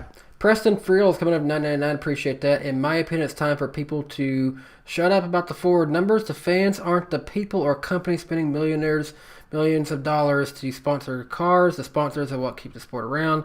That's pretty fair. And, well, I might have to agree with that a little bit. We're not the ones spending that money, so it's not ours to really spend. So, yeah. It's not worth spending if people aren't watching. Well, okay. That's not for us to decide. You don't spend money, so you can't talk about it. And all that. Dr. Jones coming at $4.99. Appreciate that. I'm searching Dr. Jones.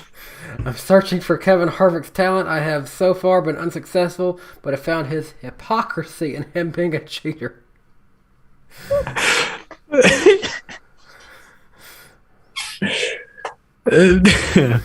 Dr. Jones coming in again at $4.99. Also, I am searching for David Hoots. Apparently, he lives wherever the 2019 Daytona rulebook is. We desperately need him back. The current guy, yeah. He's random. Andrew Meyer, $5. Appreciate that. Cars predicted NASCAR racing at the LA Coliseum by having its finale take place at the fictional LA Coliseum that is a racetrack. That is true. They did. But imagine if that racetrack could exist. A racetrack where you can pull your car in, park it, and watch the race. Yeah, that'd be cool. All right. Groovy Goose, Eric's Pet Goose with $1.99. Appreciate that. Plot twist, KFB paid in Bitcoin. Spin the UFO. Jared, where are you at? Oh, well, the UFO is spinning. So, yeah, he technically did He needs to spin it faster. And Eric's lagged out again. Lord Voldemort coming in at $4.99.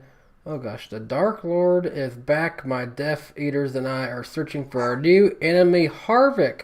Our numbers grow every day. We will destroy you, Harvick, says Lord Voldemort.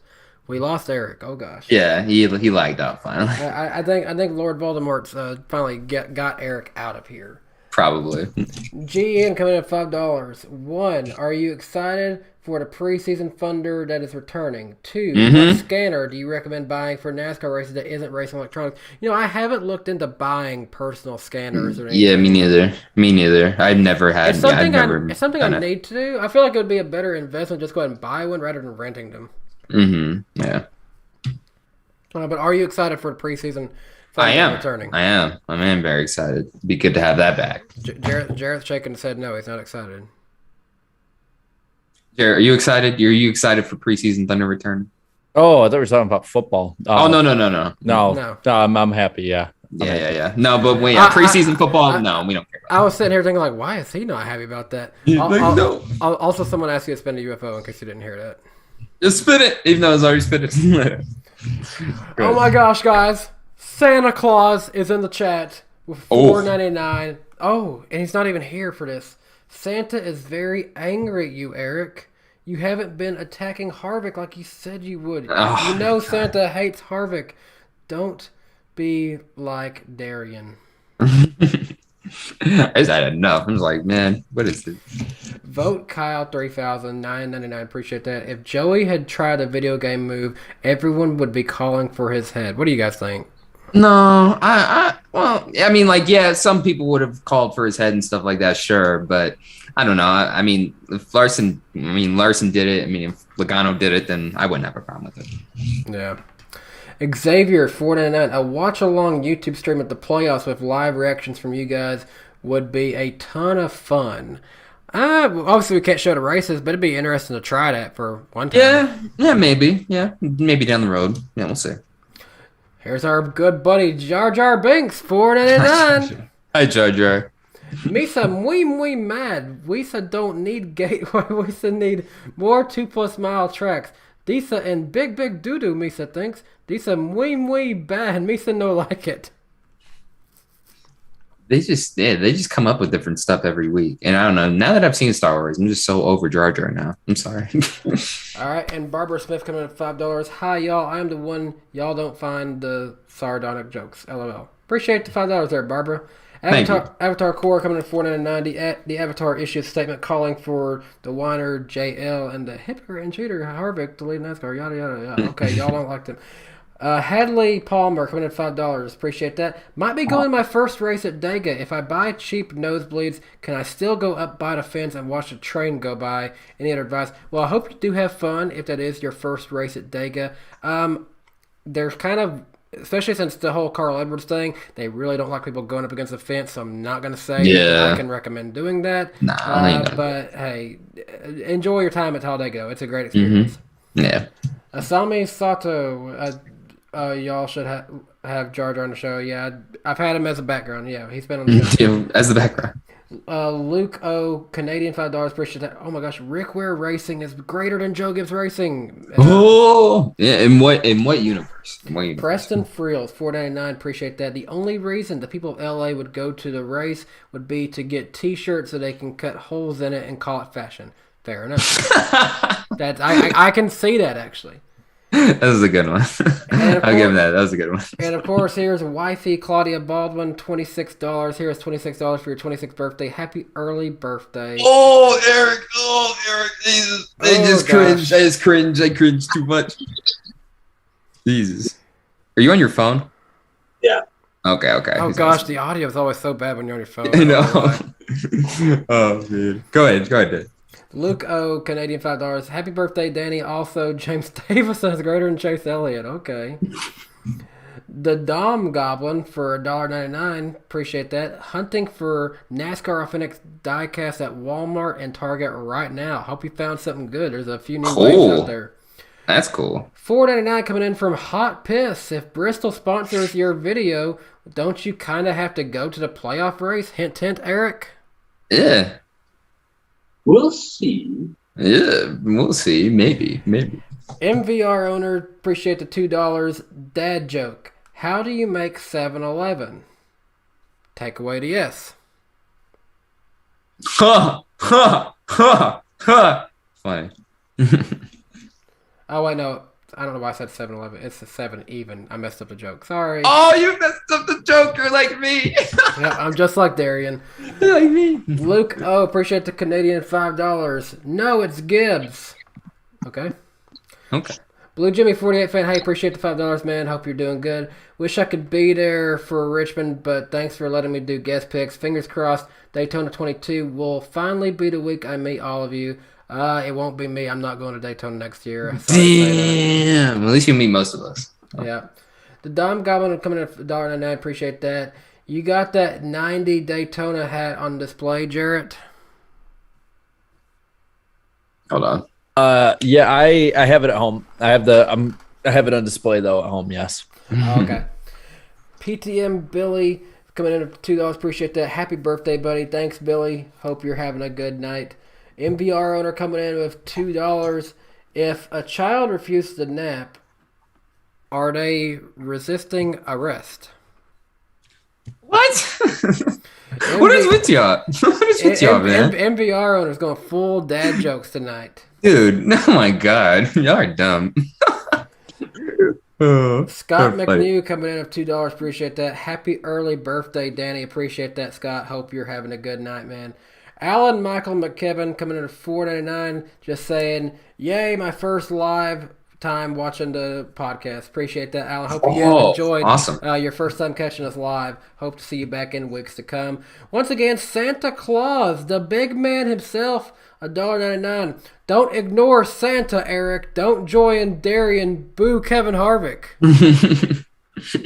Of course, the meme ones are always rolling in. And is that it for Super Chats? We got one last one coming in from Luke. Luke O. Once again, you've been very generous tonight, Luke. Appreciate that. Canadian $5. Bruh, get out of here, Santa. Go whip some elves or something. And with that, appreciate everyone who donated to the... Whoa. He's in his closet. Oh man! Appreciate everyone who donated to the show tonight. All those go exclusively to my birthday. And we got one from One more. How do you say this? Yeah. Whoa. I assume this would be Job, not Job. Job Kruisberg, and that's from the Netherlands. What is that symbol for? Is that pounds? Is that 10 pounds, or what is that symbol? And Santa said no. It's something. I'm not sure. I don't know, man. But I go to American schools. We don't learn much. Anyways, I appreciate the donation there, Mr. Kruisberg. Keep up the great work. Love the vids. Much love from the Netherlands. Hope you're having good times over there in the Netherlands. Thank you. And last but not least, $1.99 from Santa Claus. No, we're all on the naughty list. Yeah, we all are. Well, that'll be a wrap, I think. Cool. Yeah. All right. Should we announce who our guest is next week, Jared? Yeah. Is it time now? All right. Yeah, I think we should. No one really I didn't see too many guesses for it. Yeah, I didn't see too many guesses, but yeah, go for it. Since it'll be on Jarrett's channel next week, Jarrett, what do we got? All right. Join us next week, Wednesday, September 15th, my channel, 8 o'clock Eastern, 7 p.m. Central, 6 Mountain Time, 5 Pacific Time. He's getting all the times down. So that you can see our pre-recorded interview. So you'll have to leave your comments in the chat, or if you're listening on Spotify or anywhere else, you can just tag me on Twitter at Ice Titan 80, because we're going to be joined by AJ Allmendinger. So again, leave your questions for AJ. If we're talking about a fun guest, like, he is one of the most fun personalities in any of the top 3 series. His energy. The energy, man, the energy. And on top of that, when I got the opportunity to be in a Zoom call with him at one point in like April or March, and the dude has a wicked sense of humor. So it's going to be a really fun interview. Be sure to tune in. Leave your questions down below. We'll keep an eye on it. We'll leave some other places that you can leave questions. And just hype it up, y'all. Hype it up. It's going to be fun. 2-time Cup Series winner, AJ Allmendinger. Nice. So, yeah, the Dinger is going to be joining us. All right. Well, that'd be cool. That'll do it for all of us. I guess Jarrett Tell needs me to when. get in prime position. I'm going to click the button now, so you got some time before it gets going. Yeah. Hey, we heard some of it at least. And Eric's going to wave a flag, and we're going to start waving because we're going to be going here in just a minute. And bye-bye. Goodbye.